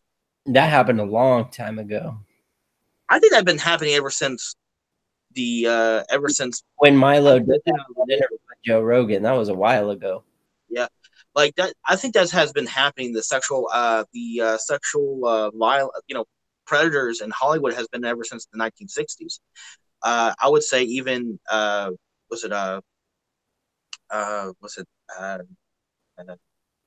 person who did Rosemary's Baby,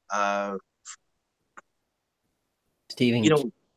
Not Stephen King, the director, I forgot his name. He got hit by his house got invaded when his wife was there, when the Manson murders happened. Roman Polanski, yes. Roman Polanski had to run to Europe because he has a felony charge for raping a woman in a hot tub, forcing her against her will. And there's been accusations about Roman Polanski forever and ever and ever about it. And I had this weird conspiracy theory about this. I thought Roman Polanski hung out with Charles Manson before the Manson murders happened. Charles Manson, he was a pimp. He knew how to, manipulate people. And I thought, that's my mom. Never mind. I thought that was the pizza. The pizza hasn't showed up yet. And I'm pissed off. Yeah. We've been on here for a couple hours, I think. Yeah. And what I was saying is that I think I have a theory on this. I'm not 100% sure, but I think Manson purposely target Roman Polanski because of that. I don't know if it's just because of that's just a theory, but the sex accusations against Roman Polanski and the situations between Charles Manson, which in not very much documentaries mentioned that he used to be a pimp who would actually pimp out prostitutes before he went to California. Roman Polanski or Charles Manson? Charles Manson. I didn't know he was a pimp. Yeah, he was a pimp. He was a criminal. He knew how to manipulate people. He got arrested for drug charges, and also he was a very violent person. And the funny thing is, he was 5'2", and people were fucking batshit scared of him in prison before he did all those murders. He's fucking weird. I've seen interviews with him. Yeah. He's really fucking weird. Oh yeah, he is. He's way off his head. And and I think somehow with the whole and that whole thing with Hollywood always been liberal for the longest time. I mean, even during when Ronald Reagan was in movies before he ran for office, he was against the he was very against the Actors Guild there and the workers unions over there, and you were only allowed to make per year 2 films per year, and only get paid a certain amount of money, or they would take that money out. So if you did more than 3 films, basically you're actually getting paid 2 films instead of 3. Basically, you're getting fucked over by your money. And he was very against that. He was very against the workers unions there. So he fought against Hollywood.